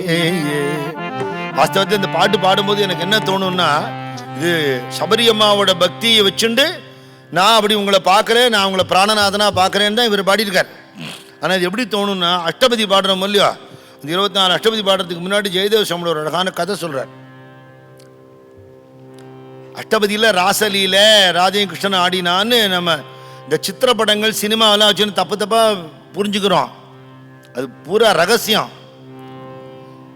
கிருஷ்ணனுக்கு 7 வயசுக்கும் கம்மி குழந்தை. நந்தகோபர் அன்னைக்கு அவருடைய கோதனம் எல்லாம் பார்க்க போறார். பசுமாடு எவ்வளவு, ரொம்ப இல்லை, ஒரு 9 லட்சம் இருந்தது அவர்கிட்ட. பிருந்தாவனத்தில் சொல்றா 9 லட்சம் கோ சம்ரக்ஷணம். அதுக்கு ஆட்களை போட்டு அங்கங்கே மேய விட்டுருப்பா. அதே ஒரு மேற்பார்வை பார்க்கறதுக்காக காத்தால ஏந்து அவருடைய பூஜை எல்லாம் முடிச்சுட்டு, நந்தகோபர் பூஜை பண்ண இடம்லாம் பிருந்தாவனத்தில் இருக்கு, நந்த பைட்டக்கெல்லாம் இருக்கு. இவர் கிளம்புறார். நல்ல வெயில்ல போயிட்டு வரணும், நல்லா நடந்து தான் போவார். இவன் அன்னைக்கு கிருஷ்ணன் நானும் வரேங்கிறான். தினம் பாதிகை கொண்டு கொடுப்பானான். அப்படி ஒரு சித்திரப்படமே இருக்கு. பாதிகை தூக்கின்னு குட்டி கிருஷ்ணன் கொண்டு கொடுக்குறாப்புல ஒரு சித்திரப்படமே இருக்கு. அப்பாட்ட ரொம்ப அடக்க ஒடுக்கமா இருப்பானா. அப்பா நகர்ந்தவொடனே அட்டகாசம் ஆரம்பிச்சிருமா. கூர்வேல் கொடுந்தொழிலன் நந்தகோபன் குமாரன் ஏராந்த கண்ணி யசோதை இளம் சிங்கம். அம்மாட்ட சிங்கம், அப்பாட்ட அடக்கமான குழந்தை. நானும் வரேன்னு பிடிவாதம் பிடிக்கிறது. அப்பா சொல்றார், டே அங்கெல்லாம் ரொம்ப வெட்ட வெளியா இருக்கும், வெயில் அடித்தாலும் தாங்காது, மழை அடித்தாலும் தாங்காது, சமண்டா நீ இங்கேயே இரு, அம்மாவோட இரு விளையாடு. யசோதை சொல்கிறா, நீங்கள் கிளம்பி போயிடுற தினம், நீங்கள் வர்ற மட்டுக்கும் இவன் என்ன பாடுபடுத்துறான்னு எனக்கு தான் தெரியும். சாயந்தரம் புகார் சொன்னால் அப்புறம் அந்த முகத்தை பார்த்து அவன் அப்படிலாம் பண்ணியிருக்க மாட்டானேன்னு நீங்கள் சப்பக்கட்டு கட்டுறேள். அதனால் இன்றைக்கி ஒரு நாள் நீங்கள் அனுபவிங்க அந்த கஷ்டத்தை அப்படின்னா. இல்லைடா நீ அவ்வளோ தூரம் நடக்க முடியாது, காலை வலிக்கும், அப்புறம் தூக்கி அப்படின்னு கேட்ப, நன்னா தயிரும் வெண்ணையும் பாலும் தின்ன உடம்பு தூக்க முடியாது என்னால், அந்த தயவு பண்ணி இங்கேயே இருனா. அன்றைக்கி வந்தே தீருவேன்னு பிடிவாதம் படிக்கிறான். யசோதை ரொம்ப சொல்கிறாங்கிறதுக்காக இவர் ஐஷன் போகிறார். கரெக்டாக கொஞ்சம் தூரம் முன்னே அப்பா கால் வலிக்கிறதுன்னுட்டான். இதை தாண்டா நான் முதல்லையே சொன்னேன், இப்போ திருப்பியும் போக முடியாது, 2 கண்டானே போயிட்டு நிலைமை அப்படின்னு தூக்கினார். தூக்கினா நடக்க முடியல, நல்ல வெயில் அடிக்கிறத. இவன் சங்கல்பிச்சுட்டானா அப்படியே ஆகாசத்தில் மேகம் வந்துடுத்தான். மேகைர் மேதுரமம்பருவனபுவஹ ஷாமா தமாலத்ருமைஹி நக்தம் பீருஹு அயம் த்வமேவ ததிமம் ராதே கிருகம் பிராபய ஹித்தம் நந்தனிதேசன சலிதயோகம் பிரத்யத்வ குஞ்ச த்ருமௌ ராதா மாதவயோ ஜெயந்தி யமுனா கோலே ரகக்கேளயஹ.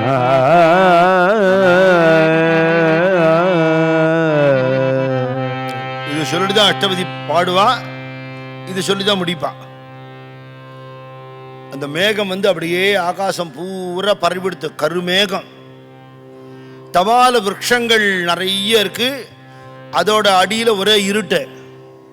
இந்த பையன் கண்ணம் கருப்பா இருக்கான், ஒரே கருப்பு மயம். தூக்கிட்டு இவர் போறார், பாதை தெரியாம இருட்டா இருக்கு, மேகம் வேற. அப்பா இடிக்கிறது, மின்னல், பயமா இருக்கு அப்படின்னு கழுத்து கட்டி, யாரா தெரிஞ்சவா வந்தா இவனை விட்டு கொடுத்துடலாம், ஆத்திர கொண்ட விடுன்னு சொல்லிட்டோம், நம்ம மேற்கொண்டு போகணுமேன்னு பார்க்குறார். அப்போ ராதை ஒரு பொண்ணாக வரா. அவ சாதாரணமாக ஒரு பிறந்த குழந்தைகள் இல்லைங்கிறதுனால, கிருஷ்ணன் பிறந்த போது தொட்டில் போடுற அன்னைக்கு ராதை வந்தா. என்ன கேட்டுக்கணும், இந்த சந்தர்ப்பத்தில் ஒரு கிஷோர, ஒரு 12 வயசு குழந்தையா வரா. அதுக்கப்புறம் கிருஷ்ணனோட நாயகியாகவும் இருக்கா. அதனால இது சாதாரண உறவு இல்லை, இது விஷயம் கதையே வேற. யாரா வருவாளுன்னு பார்த்தா அந்த பொண்ணு வந்துடுது. அம்மா நான் அங்கே தான் இருக்கேன், பேர் ராதை, சந்தோஷம், இதை கொண்டு யசோதைட்ட விட்டுறியா? சரி, கொஞ்சம் தூக்குறது கஷ்டமா இருக்கும் அப்படின்னா. அவள்கிட்ட போனோன்னா லைட் ஆயிட்டான், திருட்டு போய தூக்கிட்டா. தூக்கிட்டு நேராக வாத்துக்கு போகிற ரூட்டு தெரியுமோ இல்லையோ போனா இப்படி திரும்பி பார்த்தேன். அப்பா கண்ணு கட்டுன தூரம் போயிட்டார். அப்படி போங்கிறான். ஏன் உங்கள் வீடு இங்கே என்ன இருக்கு? வீட்டுக்கு போக வேண்டாமே. ஆயிஷின் போ, அங்கே ஒரு நிக்குஞ்ச வனம் இருக்கு, ஒரு பார்க் மாதிரி இருக்கு, நீ என்னை இறக்கி விடுங்கிறான். இறக்கி விட்ட உடனே என்னடா என்ன வேணுங்கிறா. நீ யாருன்னு உனக்கு ஞாபகம் இல்லையா அப்படின்னு அவளை ஒரு பார்வை பார்த்து, ஏக வாக்கியேன கோலோக விற்த்தாந்தம் ஸ்மாரயித்வான்னு ஒரு ராதா கல்யாணம் சொல்லும்போது ஒரு வாக்குனால தான் யாருன்னு அவளுக்கு உணர்த்தி, அவ யாருன்னு அவளுக்கு உணர்த்தி, அவளுடைய அந்த சின்ன 12 வயசு குழந்தைக்கேற்ற வடிவம் இவனும் எடுத்துக்கொண்டு கிஷோர கிஷோரி குஞ்ச விஹாரி பிரணய பாவ விஸ்தார். அப்படி அவ 2 பேரும் ஆடி பாடி 24 அஷ்டபதியும் ஆகி திருப்பி அதே மாதிரி அவன் குழந்தையாக அவன் கொண்டு போய் ஆத்திர விட்டுட்டான்னு கீத கோவிந்தம் முடிஞ்சு போயிடும். இப்போ அந்த கிருஷ்ணனை பார்த்து அவன் யாருன்னு தெரிஞ்சுன்னு தான் யாருன்னு தெரிஞ்சுன்னு ராது என்ன சொல்லியிருப்பா, ஊரார் உன்னை மெச்சி குழந்தையாக பார்த்தாலும் பாரிலே நீ எனக்கு பிராணநாதல் தானே.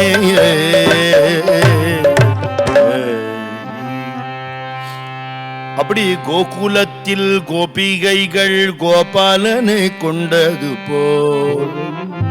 தபோவனம்ங்கிறது கோகுலமே தான். அங்க இருக்கிறவ அத்தனை பேரும் கோபர்களும் கோபிகைகளும் தான். அப்படி ஒரு பிரேம தான் அவ சுவாமிகிட்ட காட்டினா. சுவாமி அப்படிதான் அவளோட விளையாடின. சவுந்தரா மாமி வீட்டு வாசல்ல வந்து இப்படி நிற்பாரான், உள்ள வரலாமா அப்படின்னு இப்படி ஆடிண்டே வருவாரான்.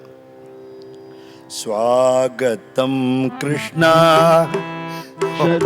பாடுவா, சரணாகதம் கிருஷ்ணா ஸ்வாகத்தம் கிருஷ்ணா சரணாகதம் கிருஷ்ணா மதுராபுரி சதனா மிருதுவதனா மதுசூதனா ஸ்வாகதம் கிருஷ்ணா சரணாகதம் கிருஷ்ணா. லலிதா ராமானுஜாச்சாரிங்கிற அம்மா ஒரு பாட்டு பாடுறா.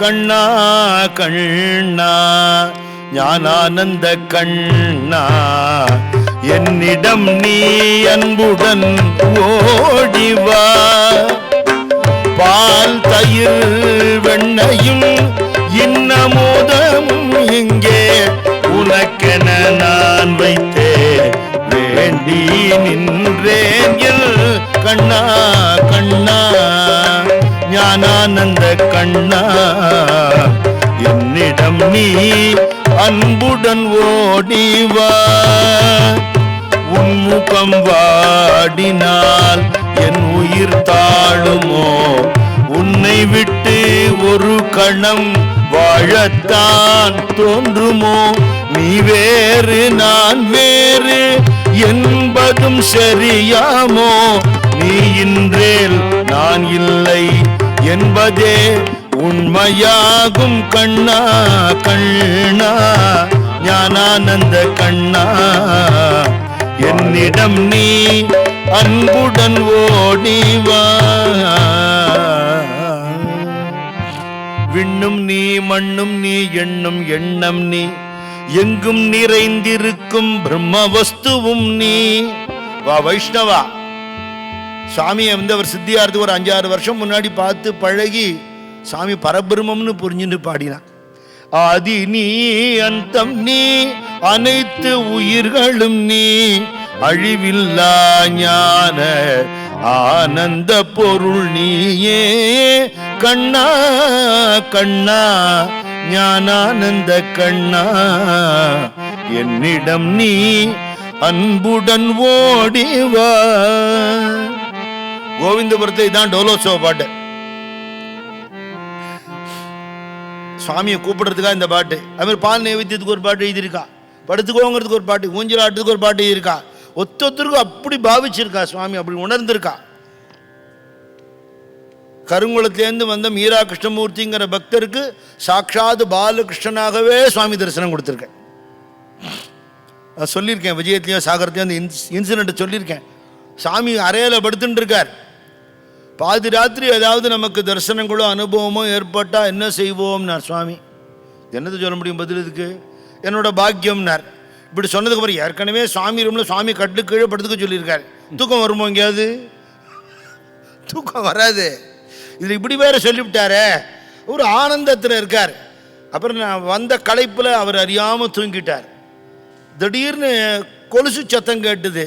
கண்ணை திறந்து பார்த்தா கட்டில் சுவாமி இல்லை, கோடி சூரிய பிரகாசனாக பாலகிருஷ்ணன் சிரிச்சுன்னு இருக்கான்னு எழுதியிருக்கு. ஞானானந்த தரிசனத்தில் பப்ளிஷ் ஆகிருக்கிற ஒரு விஷயத்தை நான் சொல்கிறேன். அந்தந்த பக்தாளுக்கு அவாவா இஷ்ட தெய்வமாக காட்சி கொடுத்துருக்கார். சுப்பிரமணிய சுவாமியாவே பார்த்துருக்கா, விநாயக பெருமானா பார்த்துருக்கா. அதனால்தான் கந்தனை கண்ணனை கையிலாயநாதனை,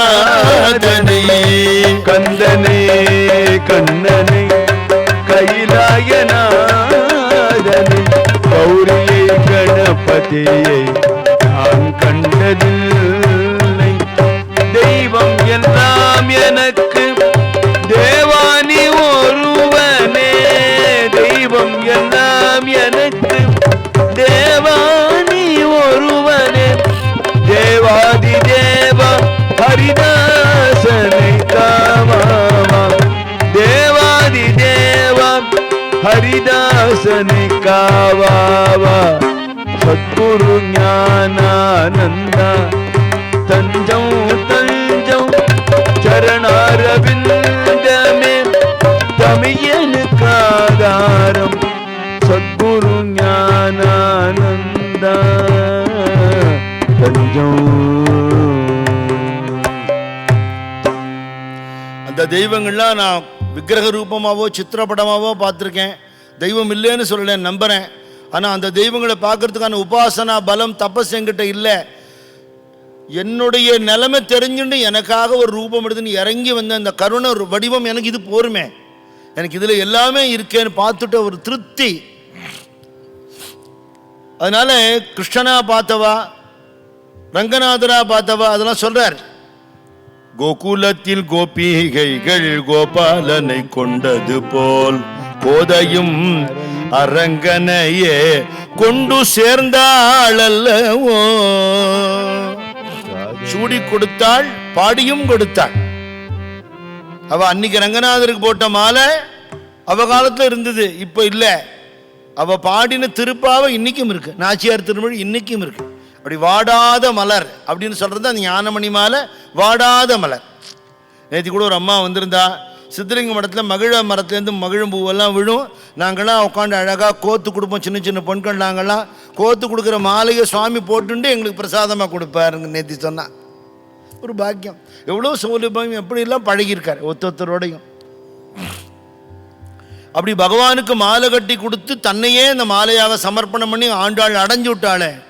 கோதையும் அரங்கனையே கொண்டு சேர்ந்தாள் அல்லவோ.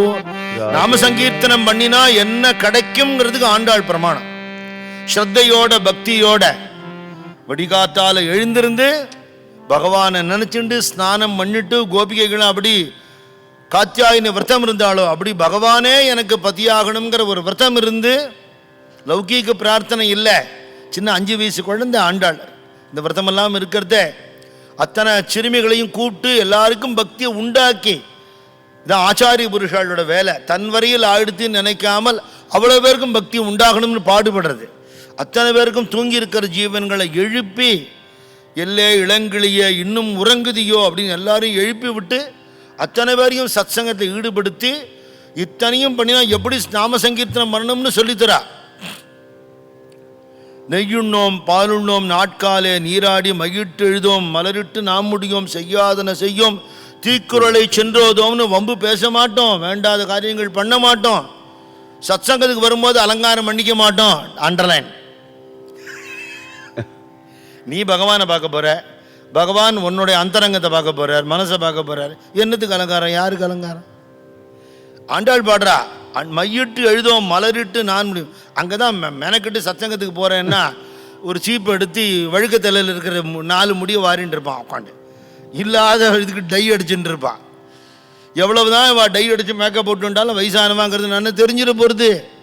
யாருக்காக இது? நம்மளை நம்ம ஏமாத்திக்கிறோம் இல்லையா?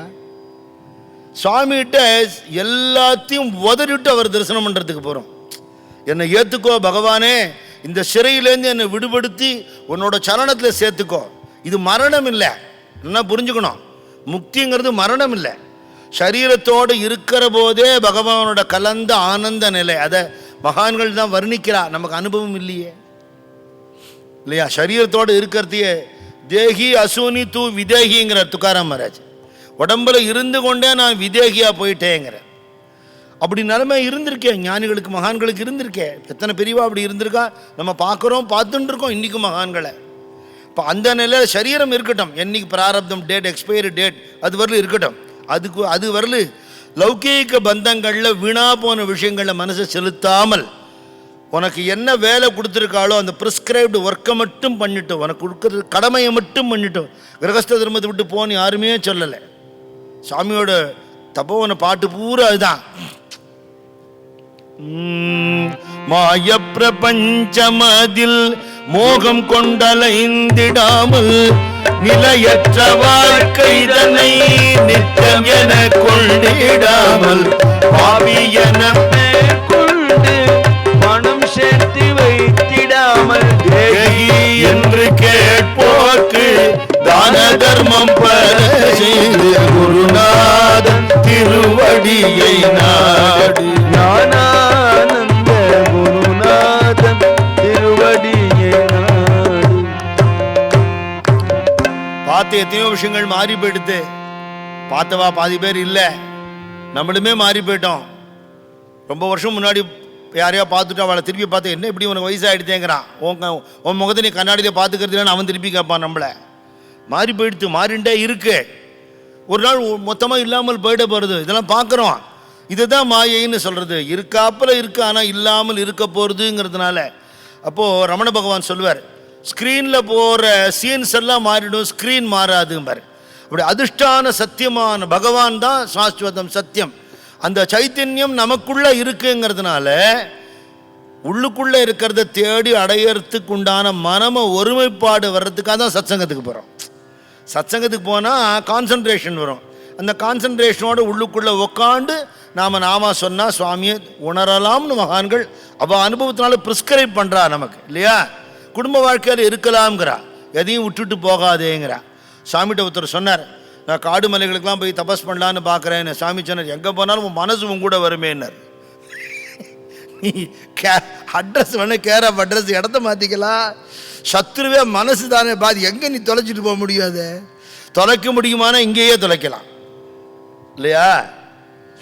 இன்னல் தரும் இல்லறத்தை இன்பம் என கொண்டிடாமல் சொத்து சுகம் சுற்றமெல்லாம் சதமென்று நினையாமல் சாந்தமே உருக்கொண்ட சிவரத்ன கிரிசீடன் புவியெங்கும் புகழ் கொண்ட பிரம்ம விஷ்ணு சிவஸ்வரூபம். ஏன் இல்லறத்தை இன்னல்னு சொன்னான்னா, சொத்து சுகம்னு இருக்கிற இல்லறம் இன்னல். கடைசியில் இல்லறத்தை நல்லறமாக என்றென்றும் நடத்திடவேன்னு வருது. கடைசியில் யாருக்கு சத்சங்க பாக்கியம் இருக்கோ, யாருக்கு பக்தி இருக்கோ, யார் குடும்பத்தோடு பகவானை பக்தி பண்ண முடிகிறதோ, யாருக்கு தர்ம காரியங்கள் பண்ண முடிகிறதோ அவளுக்கு கிரகஸ்த தர்மங்கிறது ஒஸ்தி. இதில் இருந்துட்டே மோட்சம் அடைஞ்சிடலாம், உனக்கு கட்டமே பட வேண்டாம். அப்படி குடும்ப வாழ்க்கையில் இருந்து கொண்டே பகவான் எப்படி அடையிறதுங்கிறத இவாள்லாம் காட்டினான்.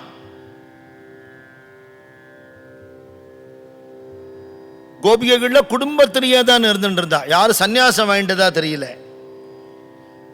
ஆனால் சன்னியாசிகளுக்கு மேலான பக்குவ நிலையில் இருந்தான்னு தான் பாகவதம் சொல்றது. கோபிகா கீதத்தை படித்து பார்த்தா தெரிஞ்சு போயிடும் எந்த நிலையில் இருந்தான். கோபிகைகளுடைய பாத தூளி கிடைச்சா நம்ம வாழ்க்கையில் நமக்கு என்ன கிடைக்குமோ அது கிடைச்சிடும். அப்படின்னா பிருந்தாவனத்தோட ரஜஸுக்கு எத்தனை மகிமை உண்டுன்னா அப்படித்தான் தபோவனத்து பக்தாள்லாம் இருந்திருக்கா. கோகுலத்தில் கோபிகைகள் கோபாலனை கொண்டது போல் போதையும் அரங்கனையே கொண்டு சேர்ந்தாள் அல்லவோ. அவர் தான் என்னை கல்யாணம் பண்ணிக்க போறாருன்னு சொல்லிட்டா. வாஸ்தவம் தான் கண்ணா, நான் தான் உனக்கு கிருஷ்ண பக்தியை ஊட்டி வளர்த்தேன். ஆனால் பெருமாள் வந்து கல்யாணம் பண்ணிப்பாரா அப்படின்னு பெரியாழ்வாருக்கு ஒரு குழப்பம். நம்ம கண்டெடுத்த குழந்தை தான், நமக்கு கிடைச்ச குழந்தை, பிறந்த குழந்தை இல்லை. சுவாமி மாதிரி அவளும் அயோனிஜ தான், ஆண்டாள் தோட்டத்தில் கிடைச்சவ. ஆனால் பெருமாளை தான் பண்ணிப்பேங்கிறாளே. மனுஷாளுக்கு என்ன கல்யாணம் பண்ணி தருவேன் சொன்னாலும் உயிரோடு இருக்க மாட்டேன்னு மிரட்டுறா. இது எப்படி நடக்கும்னா, பகவான் சொப்பனத்தில் ராஜாவுக்கு சொல்லி சீர்சனத்தியோடு வரும்படியா இவாளை வர சொல்லி ஏற்பாடு பண்ணி கல்யாணம் கல்யாணம் கல்யாணம்னு எல்லாரும் போறா. சத்த பிரகாரம் தாண்டி உள்ள போறத அதுவரையில் ஒரு பல்லக்கில் வந்த குழந்தை ஸ்ரீரங்கம் எல்லையில ராஜாவை விட்டு பூர்ணகுமம் கொடுக்க வச்சார் பெருமாள். என்னுடைய நாயகி வரான் இறங்கி பூர்ணகுமத்தை வாங்கிட்டு ஒரு 4 அடி பவ்யமாக நடந்துட்டு எடுத்தா ஓட்டம் உள்ள. ஏன்னா சுவாமி காத்துன்னு இருக்காருன்னு தெரிஞ்சு போயிடுத்தேன். பெரியாழ்வார் பின்னாடி அஜ்ஜோ எனக்கு ஓட முடியும், அவர் போறார் நல்லது. அங்கே போய் அந்த பாம்பனை கிட்ட போன உடனேயே மறைஞ்சு போயிட்டான்னு இருக்கு சரித்திரம். ஒரு மகளே கொண்டிருந்தார் உத்தமராம் பெரியாழ்வார், திருமகள் போலே வளர்த்தார், திருமாலே கொண்டு போனான், திருமாலே கொண்டு போனான், திருமணமே முடிந்து கொண்டார், திருமாலே கொண்டு போனான், திருமணமே முடிந்து கொண்டான். அப்படி நாம சங்கீர்த்தனமே பண்ணி பகவானே கதின்னு பாகவத தர்மத்துல இருந்து குருஜி முரளிதர சுவாமி சொல்வார். ஆழ்வார்களுக்குன்னு ஒரு வரிசை இருக்கு, அங்க ஆழ்வார்கள் மட்டும் இருப்பா.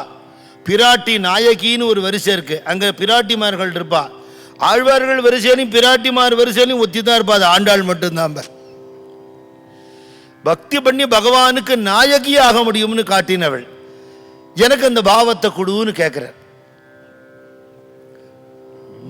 கோதையும் மரங்கனையே கொண்டு சேர்ந்தாள் அல்லவோ, ராதையாக மீராவாக நான் இல்லாது போனாலும், ராதையாக மீராவாக நான் இல்லாது போனாலும், வாதமேதும் செய்யாமலே ஏற்றுக்கொள் ஹரிதாசியை, வாதமேதும் செய்யாமலே ஏற்றுக்கொள் ஹரிதாசியை. ஊரார் உன்னை மெச்சி குழந்தையாக பார்த்தாலும் பாரிலே நீ எனக்கு பிராணநாதல் தானே. ராத மாதிரி பக்தி நான் பண்ணல, கிருஷ்ணனை தவிர உலகமே தெரியாமல் ராதை இருந்துட்டா. அப்படி ஒரு பக்தி எனக்கு பண்ண தெரியல. மீரா மாதிரி அரண்மனையில் இருந்தாலும் கூண்டு கிளியா இருந்தாலும் எப்பேற்பட்ட தடைகள் வந்தாலும் கிருஷ்ண பக்தியை விடாமல், உயிர் போனாலும் கிருஷ்ணனே கதின்னு இருந்தா அத்தனை கட்டத்தையும் தடுத்து அவளை நீ ஏத்துண்ட. எனக்கு அப்படி பக்தி இல்லை, அதனால நீ அவ பேரெல்லாம் சொல்றிய உனக்கு பக்தி இருக்கான்னு கேட்டுவிடாத. ராதையாக மீராவாக நான் இல்லாது போனாலும், டோன்ட் ஆர்கியூ வித் மீ, வாதம் ஏதும் செய்யாமலே ஏற்றுக்கொள் ஹரிதாசியை. ஊரார் உன்னை மெச்சி குழந்தையாக பார்த்தாலும் பாரிலேயே நீ எனக்கு பிராணநாதன் தானே. ஆனா இந்த பாவம் எல்லாருக்கும் உரியது அல்ல. நமக்கு உகந்த பாவம் எது? வாத்சல்ய பாவத்தில் இருக்கணும், சாமியோட குழந்தைன்னு இருக்கலாம். தாசிய பாவத்தில் அவர் பகவான், நான் தாசன்கிற பாவத்தில் இருக்கலாம். சக்கிய பாவமே ரொம்ப ஜாஸ்தி, அது ஏதாவது அபச்சாரம் ஆயிடும். சுந்தரமூர்த்தி சுவாமி சிவபெருமான்கிட்ட இன்னிலேருந்து நம்ம 2 பேர் ஃப்ரெண்ட்ஸுன்னு சொல்ல முடியாது. சிவபெருமான் சொன்னார், உமக்கு தோழனாய் எம்மை தந்தோம்னு சொன்னார். அவர் நம்மளை ஃப்ரெண்டாக ஏற்றுக்கலாம், அவர் ஹையர் லெவலில் இருக்கார். வேலைக்காரன் போய் எஜமாட்ட நம்ம 2 பேர் ஃப்ரெண்டுன்னு சீட்டை கழிச்சிருவான், அப்படி சொல்லக்கூடாது, சொல்ல முடியாது. சக்கியபாவமே ரொம்ப ஜாஸ்தி. நவவித பக்தியில ஸ்ரவணம், கீர்த்தனம், விஷ்ணு ஸ்மரணம், பாத சேவனம், அர்ச்சனம், வந்தனம், தாஸ்யம், சக்கியம், ஆத்ம நிவேதனம். ஆத்ம நிவேதனம் தான் மாதுரிய பக்தி. அதுக்கு முந்தினபடி சக்கியம், அதுக்கு முந்தினபடி தாஸ்யம். இந்த தாஸ்ய பக்தி வர்றதுக்கே ரொம்ப புண்ணியம் பண்ணியிருக்கணும். ஆஞ்சநேய சுவாமி மாதிரி ராவம் பகலும் அப்படி கைங்கரியம். நான் பண்ணிட்டேன் பாருங்கிற திமிரே இருக்காது. அதுதான் அதில் முக்கியம். இப்போ நிறைய பேர் வேலை செய்கிறவானா இருக்கா, இந்த கிரெடிட் எடுத்துக்கிறது, ஸ்டீலிங் த கிரெடிட், அது வேறு லட்சணம். இவா பண்ண கிரெடிட் எடுத்துப்பா, அடுத்தவன் பண்ணினதை ஸ்டிக்கர் ஒட்டிக்கிறது, இந்த மாதிரி கேஸ்லாம் நிறைய இருக்கு. ஆஞ்சநேய சுவாமியோட தாஸ்ய பக்தி எப்படி சஞ்சீவ பர்வதத்தை கொண்டு வரதுக்காக போறார். ஜாம்பவான் சொல்றார், நீ ஒத்தந்தான் காப்பாற்ற முடியும், இந்த மூலிகைகள்லாம் இருக்கு, கைலாச பர்வதத்தில் எடுத்துன்னு வாங்கிறார். இதை கொண்டுந்தாதான் ராமலட்சுமணன் பழப்பா. அவள் அப்படியே பிரக்ஞை இல்லாமல் உயிர் போயிட்டு தான் இருக்கான்னு தெரியல, அவளை காப்பாற்றுறதுக்காக இவர் போறார். அப்போ மயங்கி இருக்கிற ராமச்சரணத்தை தொட்டு கண்ணில் வச்சுண்டு இது நல்லபடியாக நடக்கணும்னு வேண்டின்றார். அதுதான் தாஸ்ய பக்தி. பண்ணிட்டு வந்துட்டு நான் பண்ணிட்டேன்னு மாறு தட்டிக்காம எங்கேயோ போய் ஒரு ஓரமாக நின்றுண்டார். அதுதான் தாஸ்ய பக்தி. அப்படி பகவானுக்கு சேவை பண்ணணும், சேவை பண்ணணும், சேவை பண்ணணும், எதையும் எதிர்பாராமல். அப்படி தாஸ்ய பக்தி பண்ணினா மாதுரிய பக்தி நமக்கு வழங்கப்படும். It will be granted to you. அதுக்கு நம்ம ஆசைப்படணுங்கிறது இல்லை. இது அவரோட பாட்டில் இருக்கிறதுனால அவரோட பாவத்தை சொல்லணுங்கிறதுக்காக சொல்கிறேன். இன்னொரு பாட்டில், இது பொதுவாக பஜனையில் பாடக்கூடாதுன்னு பேன் பண்ணி வச்சிருக்காரு இந்த பாட்டெல்லாம். இது என்னோட பாவண்டா, அதெல்லாம் பாடாதீங்கோ அப்படின்னு சொல்லுவார். உன்னையே நம்பி ஓடி வந்தேன், இன்னும் உன் மனம் இறங்கவில்லையோ, உன் மனம் இறங்கவில்லையோ, உன் மனம் இறங்கவில்லையோ. எந்த பாவத்தில் பாடியிருப்பார். அன்னையும் தந்தையும் ஆருயிர் தோழனும் அனைத்தும் நீயே என்று நம்பி வந்தேன், உன் மனம் இறங்கவில்லையோ. கல்லும் மண்ணும் நிறைந்த உலகம் கண்ணுக்கு முன்னே, இந்த கண்ணை மூடும் நாள் வந்தால் தோன்றுமோ பின்னே, இந்த கண்ணை மூடும் நாள் வரும் முன் என்னை நான் தெரிந்து கொள்ள உன்னையே நம்பி ஓடி வந்தேன், இன்னும் உன் மனம் இறங்கவில்லையோ. ஆசை என்னும் பாச கயிற்றை அறுத்தெறிந்தும் நேசமுடன் நல்ல வழி சொல்ல வேண்டும் ஐயா, பொறுத்திரு என்றாலோ பொறுமை இல்லையே, காத்திரு என்றாலோ கருத்திருக்குமோ. நான் வெயிட் பண்ணி பார்த்தா இப்ப இருக்கிற இந்த வேகமும் இல்லாம போயிடுச்சு. நான் என்ன பண்றது, டைல்யூட் ஆயிட்டேன்னு என்ன பண்றது. உன்னையன்றி பாரிலே வேறு கதி இல்லையே, எனக்கே நீ உரித்தானவன். நீ எனக்கு மட்டும்தான் சொந்தம், உனக்கு மட்டும்தான் சொந்தம். அந்நியன் உன் பக்கம் அமர்ந்திருக்க பார்த்தால் அசிகை மிகவாகுதே. யாராவது உன்கிட்ட வந்து நின்றுட்டு இருந்தா எனக்கு கோபம் வருது, என் சாமி கிட்ட போய் நிற்கிறாப்பார், இப்படி தோன்றதுங்கிற காரணம் எனக்கே நீ உரித்தானவன். அயலாருடன் நீ பேசச் சென்றால் எனக்கு ஆத்திரம் பிறக்குதையா, காரணம் எனக்கே நீ உரித்தானவன். தன்னோட வாழ்க்கைய சொல்றார். ஆற்காடு மாவட்டம் தானே, வட ஆற்காடு தென்னார்காடு, இதுல தானே இந்த தென்னாங்கூர்லாம் வருது. ஆற்காட்டிலே பிறந்தேன், அருண எம்பதி வந்தேன், ஏற்காட்டிற்கும் வந்தேன் ஐயா, என்னை ஏறெடுத்து பார்க்கவில்லையே. நான் எதுக்கு வந்திருக்கேன்னு தெரியாதா, கண்டுக்காம இருக்கே, என்ன நியாயம், காரணம் என்னவென்று தெரியவில்லையே. அனுக்கிரகம் பண்றது உங்களுக்கு ஒரு விஷயமா, பகவான் உணர வைக்கிறது உங்களுக்கு விஷயமா. பாக்கு கடிக்கும் நேரம் பரமனை காட்ட வல்ல பரம குருவே, இன்னும் தாமதமா. ஆயில போட்ட பாக்கு கடிக்கிற நேரம் கூட ஆகாது நீங்க சுவாமி எனக்கு காட்டுறதுக்கு, உணர்த்துறதுக்கு. வெறும் சாக்கு போக்கு சொல்லி என்னை ஏய்க்க வேண்டாம் ஐயனே, சன்னதி வந்தேன் இனியும் தள்ளலாமா. சீதை என்ற பெண்ணொருத்தி ராமனை தவிர வேறு யாரையும் ஏறெடுத்து பார்க்கவில்லையே, அதுபோல் சீதை என்றும் ராதை என்றும் சொல்லிக் கொண்டு வரவில்லை பேத என்று ஓடி வந்தேன், பாதை நீக்கி அருள் செய்வீர்.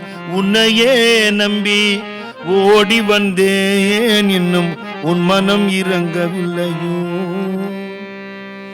நான் மாறி நீயாகி நானிலத்தை விட்டு விட்டான், நாதலயம் வேறு வேண்டுமோ. நான்கிறது இல்லாமலே போய் நீ மட்டுமே நிற்கிறாப்புல உன்னோட கலந்து விட்டேன்னா பிரபஞ்சத்தில் என்ன நடந்தா யாருக்கு தெரிய போகுது? இதுக்கு மேல லயம் என்ன இருக்கு? இதை நான் உனக்கு சொல்ல வேண்டுமோ? அந்த நானற்ற நல்லவரே வல்லவரே குருநாதா, ஆக்க வேலை கொள்ளலாமா? கண்ட கனவுகள் பல கண்டவுடன் சொல்ல வந்தேன், கடிதமும் எழுதி வைத்தேன். ஒரு கனவு கண்டேன்னு பாடியிருக்க அந்த பாட்டு நமக்கெல்லாம் தெரியும், ரொம்ப பிரசித்தம். இன்பக்கனா ஒன்று கண்டேன். எப்படி சுவாமி திருவடி தீட்சை கொடுத்து அனுகிரகம் பண்றாப்புல கனவு கண்டேன்ங்கிறார். அது சொல்றார், கண்ட கனவுகள் பல கண்டவுடன் சொல்ல வந்தேன், கடிதமும் எழுதி வைத்தேன். அதன் காரணமும் புரியவில்லையே, இனியாகிலும் ஆக்க வேலை கொள்ளலாமா? நாயகனே ஞானபுரி நாதனே ஞானானந்தனே நாடி வந்தேன், அருள் தாரும். அந்த ஞானாலய நாயகியா என்னையாக்கி என்னுடனே நாட்டமுடன் வந்து சேரும் ஐயா. உன்னையே நம்பி ஓடி வந்தேன், இன்னும் உன் மனம் இறங்கவில்லையோ. இந்த பக்தி வந்தா சுவாமி அனுகிரகம் பண்ணாம எப்படி இருப்பார்? இந்த உருக்கன்னா வேணும். நம்மளும் பாட்டு பாடுறாமே, வெறும் கைத்தட்டலுக்கும் அப்ரிசியேஷனுக்கும் பாடுற பாட்டுக்கு எப்படி அனுகிரகம் கிடைக்கும்? நான் பாடுறேங்கிறதே இருக்கப்படாது, அந்த நான் போயிடணுங்கிறார் அவர். இந்த நான் இல்லாமல் போனாதானே அவர் இருக்காருங்கிறது தெரியும். நான் ஒழிந்து நீயாக வேண்டும் ஐயா, நான் ஒழிந்து நீயாக வேண்டும் ஐயா. நாதாந்த துய்யனே வேதாந்த மெய்யனே, நாதாந்த துய்யனே வேதாந்த மெய்யனே, நான் ஒழிந்து நீயாக வேண்டும் ஐயா. தானாகி நின்றதை பிரம்மம் என்று கூறுவார், தானாகி நின்றதை பிரம்மம் என்று கூறுவார். பிரம்மமாகி நிற்பதே நீ என்று கூறுவேன், அந்த பிரம்மமாகி நிற்பதே நீ என்று கூறுவேன். நான் ஒழிந்து நீயாக வேண்டும் ஐயா. மானாடும் மகிழாடும் ஆட்டத்திற்கு அளவுண்டு, மானாடும் மயிலாடும் ஆட்டத்திற்கு அளவுண்டு, மனமாடும் ஆட்டத்திற்கு அளவே இல்லை. இந்த மனமாடும் ஆட்டத்திற்கு அளவே இல்லை. அளவில்லா ஆட்டத்தால் அகிலத்தில் அலைகின்றேன், அளவில்லா ஆட்டத்தால் அகிலத்தில் அலைகின்றேன். அரும்பாடு பட்டும் உள்ளே அமைதி இல்லை, அமைதி இல்லா வாழ்வு அடியனுக்கு அதற்காக அழித்து விடு எங்கள் ஆணவத்தை. ஆணவம் அழிந்தாக அறிய முடியும் உன்னை, அண்டி வந்தேன் ஞானானந்த வள்ளலே. நான் ஒழிந்து நீயாக வேண்டும் ஐயா. ஞானேஸ்வர மாவலி சொல்றார், நான் அகங்காரப்படுற மட்டுக்கும் பகவத் அனுகிரகம் கிடைக்காது. அதனால என் மனமாகிய வண்டே, நீ அகங்காரப்படாத. ஆனா வண்டு எப்ப பார்த்தாலும் இந்த ரீங்காரம் கொடுக்கறது இல்லையா, ரீம் ரீம்ங்கிறது இல்லையோ, அது அகம் அகம் அகம் அகம் நான் நான்கிறது. அதனால உனக்கு ஒரு இடம் காட்டுறேன், ஒரு தாமரைப்பூவை காட்டுறேன். அந்த தாமரைப்பூவில் நீ உட்காண்டேன்னா உனக்கு தேன் கிடைக்கும். அந்த தேனை குடிச்சுன்னே இருந்தேன்னு வச்சுக்கோ, நீ சத்தம் போட மாட்டேன். ருணு ஜுணு ரே பிரமரா சாண்டித்தோ அவகுண ரே பிரமராங்க. பாண்டங்களோட திவ்ய சரணார விந்தத்தை காட்டுறேன், அங்க போகித்து நிச்சல ரே பிரமரா. அங்கே பரிமளமான அந்த மது கிடைக்கிறது, அந்த அமிர்தத்தை அப்படி பருகின்றே இருக்கும். அந்த நான்கிறது எப்போ போகும்னா பக்தி அதிகமாக அதிகமாக தான் ஆணவம் போகும், வேற உபாயமே கிடையாது. என்னைக்கு அகங்காரம் போகிறதோ அன்னைக்கு தான் பகவானை உள்ளபடி உணர முடியும், வேறு உபாயமே கிடையாது. அது வரல பண்ணுற பக்தி பூரா பாசாங்கு பகட்டு வேஷம், அதுக்கு ஒரு மார்க்கு கூட கிடைக்காது. லௌகீகமாக இதாக கிடைக்கும், அது என்ன லாபம் இல்லையா? இத்தனை பக்தி பண்ணுறேன், இத்தனை கோவிலுக்கு போகிறேன், இத்தனை ஸ்தோத்திரம் சொல்கிறேன், எதுக்கு போகிறோம்? நான் அடிக்கடி கதையில் சொல்லுவேன், கல்யாணம் ஆகணும், குழந்தை பிறக்கணும், வேலை கிடைக்கணும், ப்ரமோஷன் வரணும், பிஸ்னஸ் ஆகணும், பணம் வரணும், வியாதி குணமாகணும்னு கேட்போம். தப்பி தவறி யாராவது நமக்குள்ள கோவிலில் போய் பகவானே எனக்கு ஒன்றை தவிர எதுவுமே வேணாம் பக்தி கொடுன்னு கேட்டுருவோமா?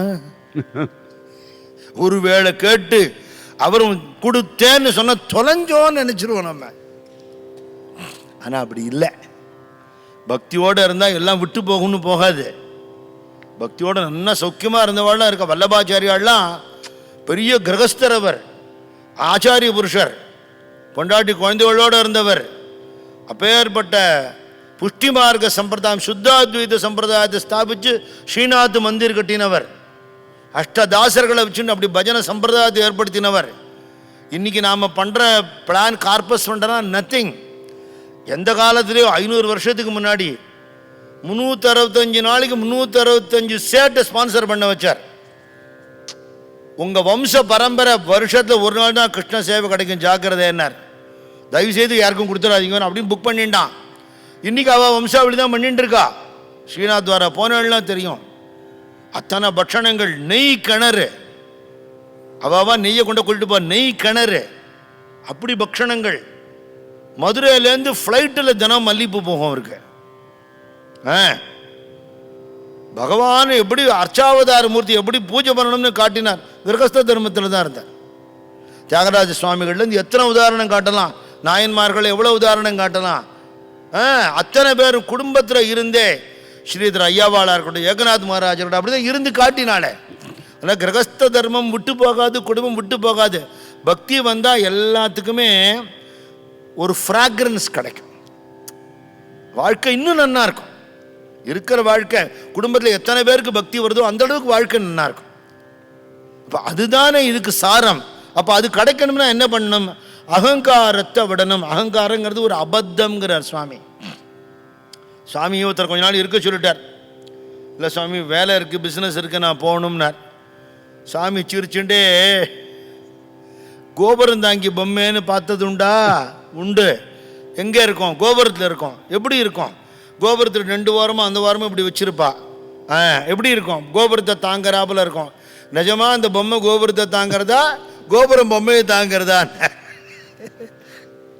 அப்படி நினச்சிக்கப்படாது. நம்மளால என்ன பண்ண முடியும்? இன்னைக்கு இருக்கோம், நாளைக்கு இருப்போமான்னு தெரியாது. பகவத் கிருபையில ஒரு க்ஷணமும் நடக்கிறதுன்னு புரிஞ்சுனுட்டா வாழ்க்கை இன்பம் தானே, ஆனந்தம் தானே, வேற ஒன்றும் இல்லையே. அப்போ அந்த அர்த்தமே இல்லாத அந்த ஆணவத்தை விட்டு தொலைக்கணுங்கிறா. அது விட்டாதான் நீயாக முடியும். இந்த நான்கிறது இல்லாமல் போகணும். அதில் அர்த்தம் இல்லை. நான் சொல்லியிருக்கேன் கதையிலேயே. ஒருத்தர் ரூம் வாசலில் வந்து நிற்கிறார். யாருன்னார் சுவாமி. நான் தான் கிருஷ்ணமூர்த்தின்னார். நான் கிருஷ்ணமூர்த்தியா தான் கிருஷ்ணமூர்த்தியான்னு கேட்டார் சுவாமி. நம்மளும் தான் இந்த வேர்டெல்லாம் யூஸ் பண்ணுறோம். நான் தான் பாலாஜிங்கிறேன். நான் பாலாஜியா தான் பாலாஜியா, என்னப்பா இது கேள்வி அப்படின்னு கேட்போம் நம்ம. சாமி பதில் சொல்கிறார், தான் தான் கிருஷ்ணமூர்த்தி, நான் நினச்சின்னு இருக்கு, நான் போனால் தானாகும்னு. தானாகிய நிலை தான் பிரம்ம நிலை. எங்கும் தானாக நிலைச்சிருக்கிறது. நம்ம சொல்லும் போதே நான் தான் சொல்லும் போதே நான்கிறது உண்மையிலே அந்த தான் தான் அர்த்தம். அகம் பிரம்மாஸ்மிங்கிறது தான் அது. நமக்கு தெரியும், அர்த்தம் தெரியாமல் சொல்லிட்டு இருக்கோம். அப்போ இந்த நான் அகங்காரப்பட்டு இந்த நிலை மாறணும் பகவானே. மாவுலியோட அபங்கம் சொன்னேன், ருணுஜுனு ரே பிரமரா. இதே மாதிரி ஒரு சம்பவம் ஞாபகம் வருது. நிறைய தாமரைப்பூ யாரோ கொடுத்துருக்கா சுவாமிக்கு. யார் வேணாலும் அதுக்கு அலங்காரம் பண்ணலாம், யார் வேணாலும் பூஜை பண்ணலாம். இப்படி ஒரு சாமி, என்ன சௌலபியம் தெரியுமா? அவளே மாலை கட்டி போட்டு திருவடியிலெல்லாம் தாமரையை வச்சு விதவிதமாக 2 கைக்கு 2 தாமரை கொடுத்து எல்லாம் வச்சுக்கோ, அது பாட்டுக்கு வச்சுக்கோ.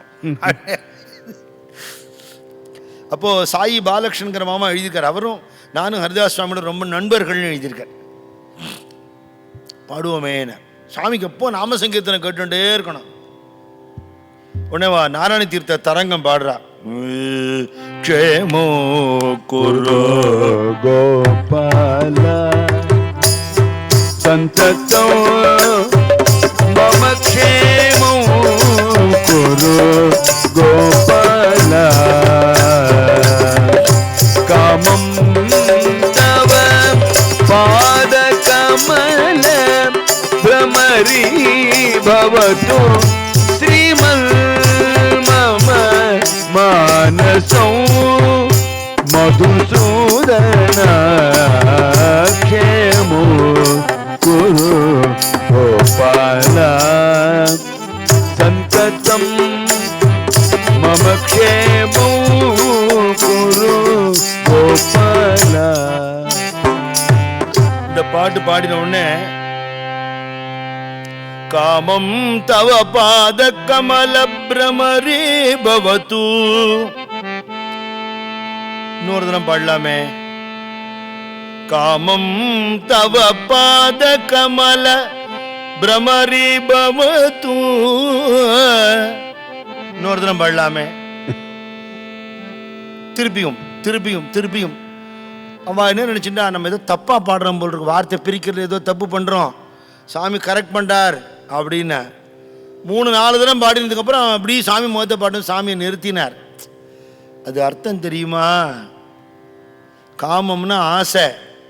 அந்த ஆசைன்னு ஒன்று இருந்தா, கண்ணா உன்னோட தாமரை திருவடியில் ஒரு வண்டாக இருந்து அந்த ஆனந்த தேனை குடிக்கிற ஒரே ஒரு ஆசை இருக்கட்டும்னு நாராயண தீர்த்தர் சொல்றாருன்னு சொல்லிட்டு கையில் இருக்கிற தாமரையால் அப்படி திருவடி தாமரையை காட்டுறார். அவர் எழுதியிருக்கார். பாலகிருஷ்ண மாமா என்ன பாக்கியம் எங்களுக்கு அப்படி கிடைச்சதே. அதை வரிய திருப்பி திருப்பி பாட வச்சதுக்கு அர்த்தமும் சொல்லி அந்த கிருஷ்ணன் நானேன்னு உட்காந்துருக்காரு, எதிர்க்க திருவடி தாமரைகளோட உட்காந்துருக்காருங்கிற. அப்ப அந்த நான்கிறது அடங்கிறதுக்கான வழி நீ நீ நீ நீன்னு வரணும். பகவான் எல்லாம் நீதி, எல்லாம் உன்கிருபை உன்கிருபை உன்கிருபை அப்படி இருக்க இருக்க இருக்க எந்த கிரெடிட்டையும் எந்த ஒரு பெருமையும் மண்டையில் ஏற்றிக்காமல் இருக்க இருக்க இருக்க சுவாமி பூரணம் ஆட்கொண்டுருவார்.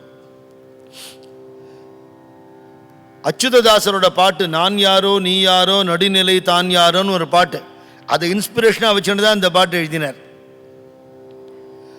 நான் ஒழிந்து நீயாக வேண்டும் ஐயா. சாமியோடைய ஒரு செய்கை நான் அடிக்கடி கதையில் சொல்லுவேன், நீங்க கேட்டிருப்பேள். ஆசாமிக்கும் சாமிக்கும் ஒரு எழுத்து வித்தியாசம். ஆங்கிறது ஆணவம், ஆணவம் போனா சாமியும்பர். அவ்வளவு சுலபமா பிளாக் போர்டில் ஆண் எழுதி அழிச்சு போடலாம், இங்க அழிக்க முடியுமா? அழிக்க முடிய மாட்டேங்கிறது. அதனால பரமஹம்சர் சொல்றார், காமக்ரோத லோபமோகம் மதம் ஆச்சரியங்கள்ல அழிக்க முடியாதுப்பா. டேக் டைவர்ஷன் உள்ள திருப்பிடும். ஆசை, சுவாமி மேல ஆசைப்படு.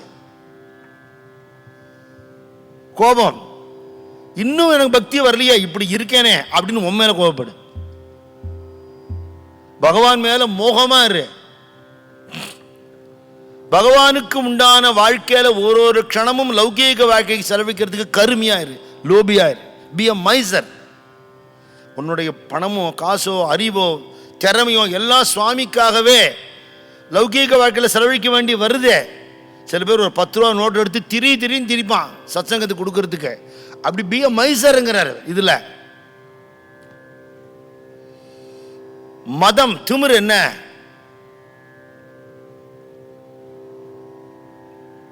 ராமானுஜர் மேல ஒரு பாட்டு பாடுவா ஆண்டார் கல்யாணத்துல.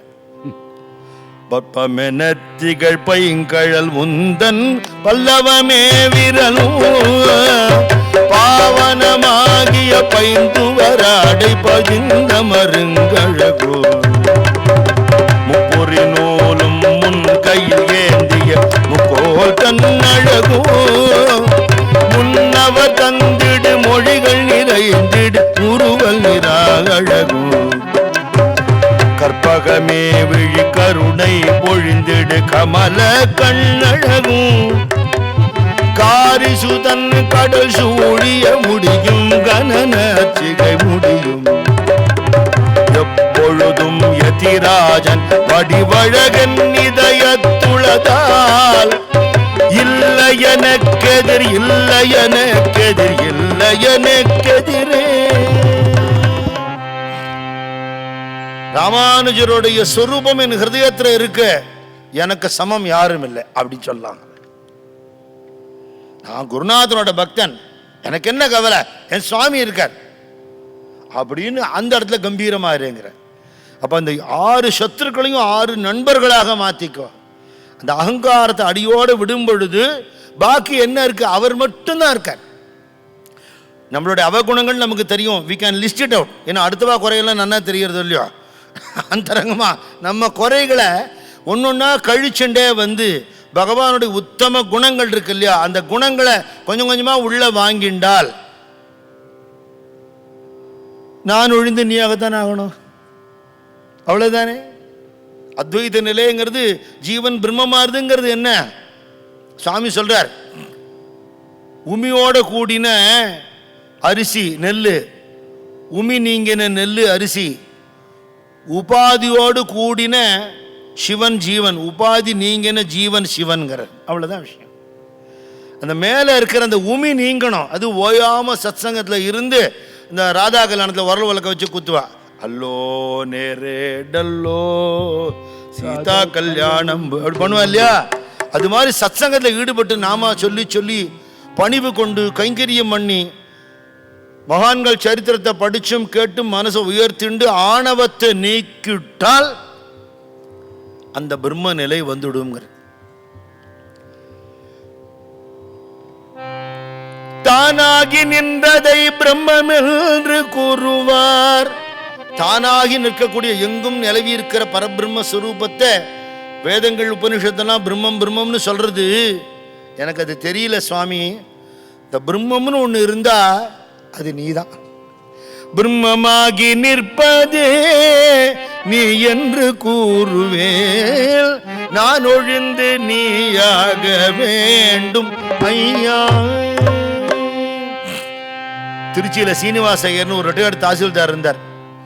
அவர் பேசும்போது எப்படி பேசுவார்னா, அதாவது அந்த காலத்தில் சனகாதிகளுக்கு நம்ம சுவாமி தட்சிணாமூர்த்தியா இருந்து உபதேசம் பண்ண பொழுதோ அப்படின்னு ஆரம்பிப்பார். அவரை பொறுத்தவரை சுவாமிக்கு முன்னாடி பின்னாடி இருக்கிற எல்லா அவதாரமும் அவரே தான். நம்ம சுவாமி ராமரா இருந்த பொழுது அப்படிங்கிற தவிர இன்னொரு தெய்வம் தெரியாது. அந்த மாதிரி பரபிரம்ம ஸ்வரூபமா குருவை உணர்ந்துட்டா அவளுக்கு வாழ்க்கையில அதுக்கப்புறம் என்ன கவலை இருக்கு? அதை உணர முடியாதபடிக்கு சத்சங்கத்துல இருந்தா கூட மனசு தவிக்கிறதுங்கிறார். எப்படி மான் ஆடுறது மாதிரி, மயில் ஆடுறது மாதிரி அப்படி ஆடுறது. லலிதா நவரத்ன மாலையில வருது இல்லையோ, வலையொத்த வினை கலையொத்த மனம் மருள பறையாரொலி ஓத்தவிதான் நிலையற்றெளியேன் முடிய தகுமோ நிகழம் துகளாக வரம் தருவார். அலைவற்ற செய்வற்ற அனுபூதி பெறும் அடியார் முடிவார் வைடூரியமே மலையத்துவ சன்மகளே வருவாய். மாதா ஜெயவோ லலிதாம்பிகையே மாதா ஜெயவோ மாதா ஜெயவோ லலிதாம்பிகையே மாதா ஜெயவோ லலிதாம்பிகையே மாதா ஜெயவோ லலிதாம்பிகையே. கலைனா கலைமான். இந்த கலைமான் மாதிரி மனசு ஓடுறது. வினை நம்ம பண்ண பாவ வினைகள் வலை விரிச்சிருக்க. வலையொத்த வினை கலையொத்த மனம் மருள பறையார் ஒலி ஒத்த விதால் நம்மளை மேல மேல பாபத்தை ஈடுபடுத்தக்கூடிய லௌகீக லோகம் பறை அடிச்சு வேடர்கள் விரட்டுறாப்புல விரட்டுறது. நிலையற்று எளியேன் முடிய தகுமோ நிகழும் துகளாக வரம் தருவாய்கிற. இந்த கஷ்டத்திலேருந்து இந்த விலங்கு வலையிலேருந்து என்னை விடுபடுத்தி காப்பாத்து அம்மா பரதேவதே. நான் எப்படி இருக்கணும் தெரியுமா? அலைவற்று அசைவற்று அனுபூதி பெறும் அடியார் முடிவாழ் வைடூரியுமே. அந்த நிலையில என்னை கொண்ட உட்காத்தி வைக்குமா அப்படின்னு பிரார்த்தனை பண்ணி கேட்கிறார் இல்லையா. அப்ப மனசு மான் மாதிரி நிலையில்லாமல் ஓடுறது. மயில் அப்படி ஆட்டம் ஆடி தான் இருக்கேன்னு காட்டி விடுறது பாவம். அதை பலவிதமான காரணங்களுக்கு ரெக்கைக்காகவோ மாம்சத்துக்காகவோ கொலை பண்ணி விடுறாங்க. மனசு நிலையில்லாமல் இருக்கு, தன் அகங்காரத்தினால தானே அழியறது. இந்த ஆட்டம் கூட சொல்லிவிடலாம், என் மனசு ஆட்டம் சொல்ல முடியலையே.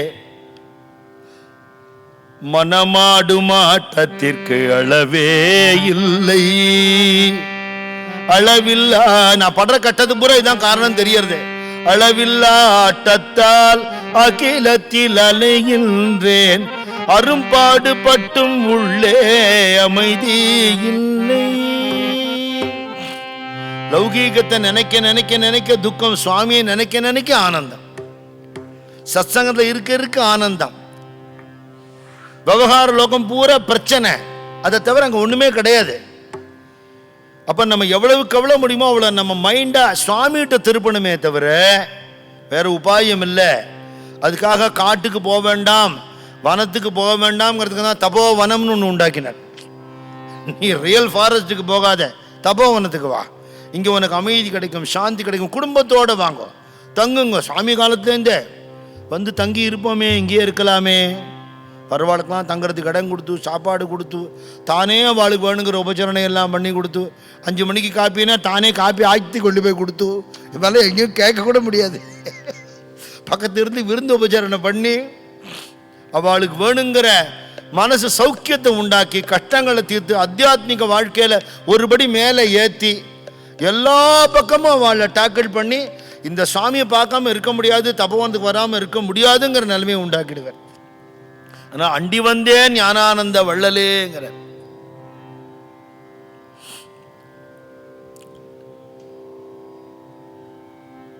அவருடைய தாபத்தை விளக்கக்கூடிய இன்னும் சில பாட்டுகளை நம்ம நாளைக்கு பார்க்குறோம்.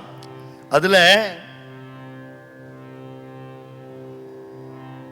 தபோவனத்தில் வந்து தங்கி இருக்கணுங்கிறதுக்காக சில பேர் வருவா. என் கூட பண்டரிபுரம் யாத்திரைக்கு வரத்துக்கு ஒருத்தர் ஃபோன் பண்ணார். இந்த வருஷம் யாத்திரை போட்டிருக்கலாமாமா? இல்லை என்ன இல்லை, உங்களோட யாத்திரை எனக்கு ரொம்ப பிடிக்கும், சாப்பாடு ரொம்ப நல்லா இருக்கும்னார். அட வீணா போச்சே, நான் இவ்வளவு பிரவச்சனம், இத்தனை பாட்டு பாடி, இவ்வளவு க்ஷேத்திரத்தை காட்டி, நான் வாத்திரை என்ன பிரச்சனையோ பாவம் நமக்கு தெரியல. பணம் காசு இருக்கலாம், சமைக்க மாட்டாளோ என்னமோ தெரியல. எதுக்கு வரோங்கிறது கணக்கு இல்லையா? தபோவனத்தில் நிஜமாவே எளிமையான ஆகாரம், அப்படி ஒரு ருச்சி இருக்கும். அது வந்து வயிற்று பசிக்கு ஆகாரம், பவரோகத்துக்கு ஔஷதம். சாப்பிடும் போதே தெரியும் சாமியோட கருணை. இன்னைக்கு தபோவனத்தை போய் சாப்பிட்டாலும் நமக்கு தெரியும். அப்படி ஐஹீக ஆமுஷ்மிகன்னு சொல்வா. லௌகீக வாழ்க்கைக்கு உண்டானதும் பாரமார்த்திக வாழ்க்கைக்கு அத்தனையும் கொடுத்து வாசல் வரல வந்து வழி அனுப்பிச்சு. டாக்டர் ரமணி எழுதியிருக்கார். நாங்கள் வந்து கோயம்புத்தூர்லேருந்து போனோம், தயிர் சாதம் பிசைஞ்சு எடுத்துன்னு போனோம் தூக்கில். ஃபஸ்ட்டு டைம் போகிறோம் தபோவனத்துக்கு. வந்து சுவாமி தரிசனம் பண்ணிவிட்டு கிளம்புறத நான் அம்மாட்ட சொன்னேன், இங்கே நம்ம போகிறதையே இதே மாதிரி தயிர் சாதம் ஊருக்கு எடுத்துன்னு போகலாமான்னு. சும்மா இரு, ரகசியமாக அம்மா பிள்ளைய கண்டிக்கிறா, சும்மா இரு, இங்கே யாரையும் நமக்கு தெரியாது, பேசாம பார்த்துக்கலாம் அப்படின்னு சொல்லிட்டு நமஸ்காரம் மட்டும் கிளம்புறா. சாமி கூப்பிட்டார். நான் உள்ளே போனோடனே, நம்ம போகிறத நமக்கு ஆகாரம் வேணுமே, தயிர் சாதம் ஊறுகாயும் தயாராக இருக்குது, அந்த தூக்க கொண்டு வருவோமா?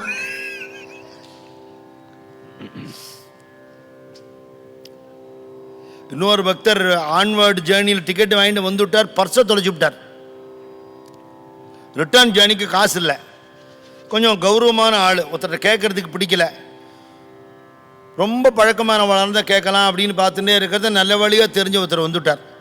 அவர்கிட்ட இந்த மாதிரி ஆகிடுதுன்னு. அதனால் ஒன்றும் பிரச்சனை இல்லை, நானே உங்களை விஷயம் போகிறேன். ஒரே ஒரு ரிக்வெஸ்ட்டு, நடுவில் எங்கள் ஊரில் இறங்கி எங்காத்துக்கு வந்து ஒரு காப்பி குடிச்சிட்டு போகணும், பரவாயில்லையான்னு. அதனால் என்ன வரேன் அப்படின்னார். 2 பேரும் சுவாமிகிட்ட போய் நமஸ்காரம் பண்ணி கிளம்புற 2 நாள் இருந்துட்டா. கிளம்பி உத்தரவு வாங்குறத ஒரு பை நிறைய பழங்களை கொடுத்தார் சுவாமி. இந்த பர்ஸு தொலைச்சவர்கிட்ட கொடுத்து, இது யாத்திரையில் பசிக்கும், சாப்பிட்டுக்கலாம், பையை நம்மளே வச்சுப்போம் அப்படின்னா. சரின்னு எடுத்துட்டார். நிறைய பழம் கொடுத்தனால பையோடு கொடுத்துட்டாருன்னு நினச்சிட்டார். ஒரு ஊரில் இறங்கி அப்புறம் இன்னொரு ஊருக்கு மாறி போகும்போது பசிச்சுது நிஜமாவே.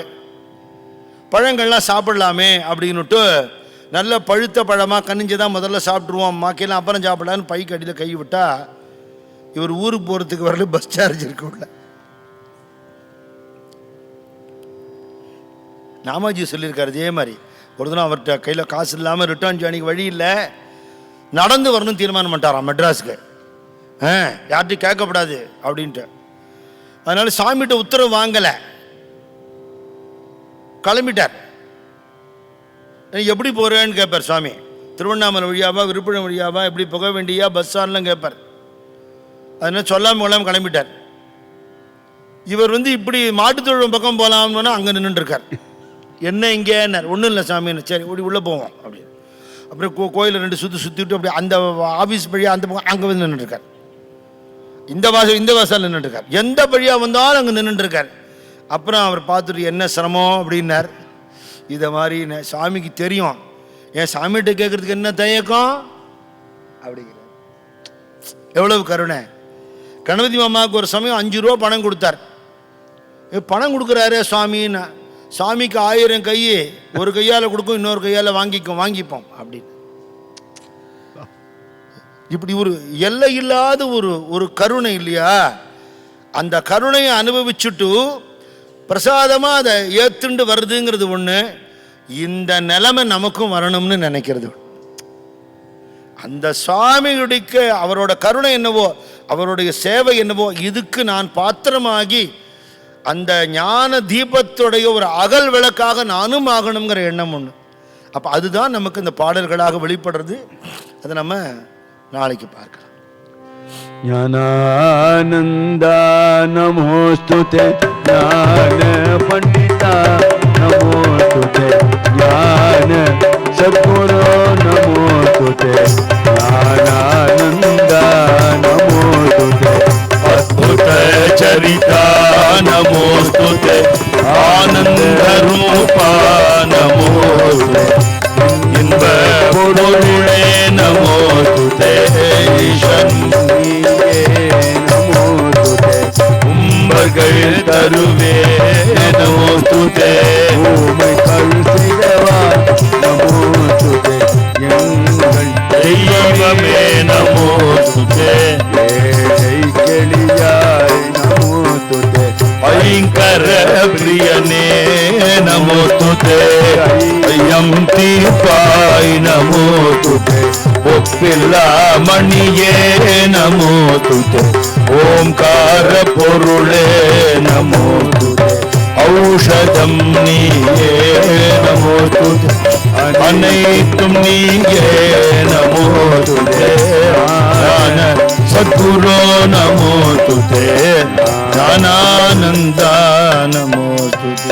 எல்லோரும் நன்றாயிருக்க வேண்டும், இதற்கு ஈசன் கணேசன் அருளல் வேண்டும். எல்லோரும் ஒன்றாயிருக்க வேண்டும், இதற்கு ஈசன் கிரீசன் அருளல் வேண்டும். மந்தஸ்மித முகாம்போஜம் மகனீய குணாண்டபம் மதுராபாஷிணம் சாந்தம் சர்வபூத தயாபரம் பக்த வாத்சல்ய ஜலதிம் பரமானந்த விக்கிரகம் ஞானானந்தம் பிரபன்னோஸ்மி நிர்மல ஞான சித்தையே.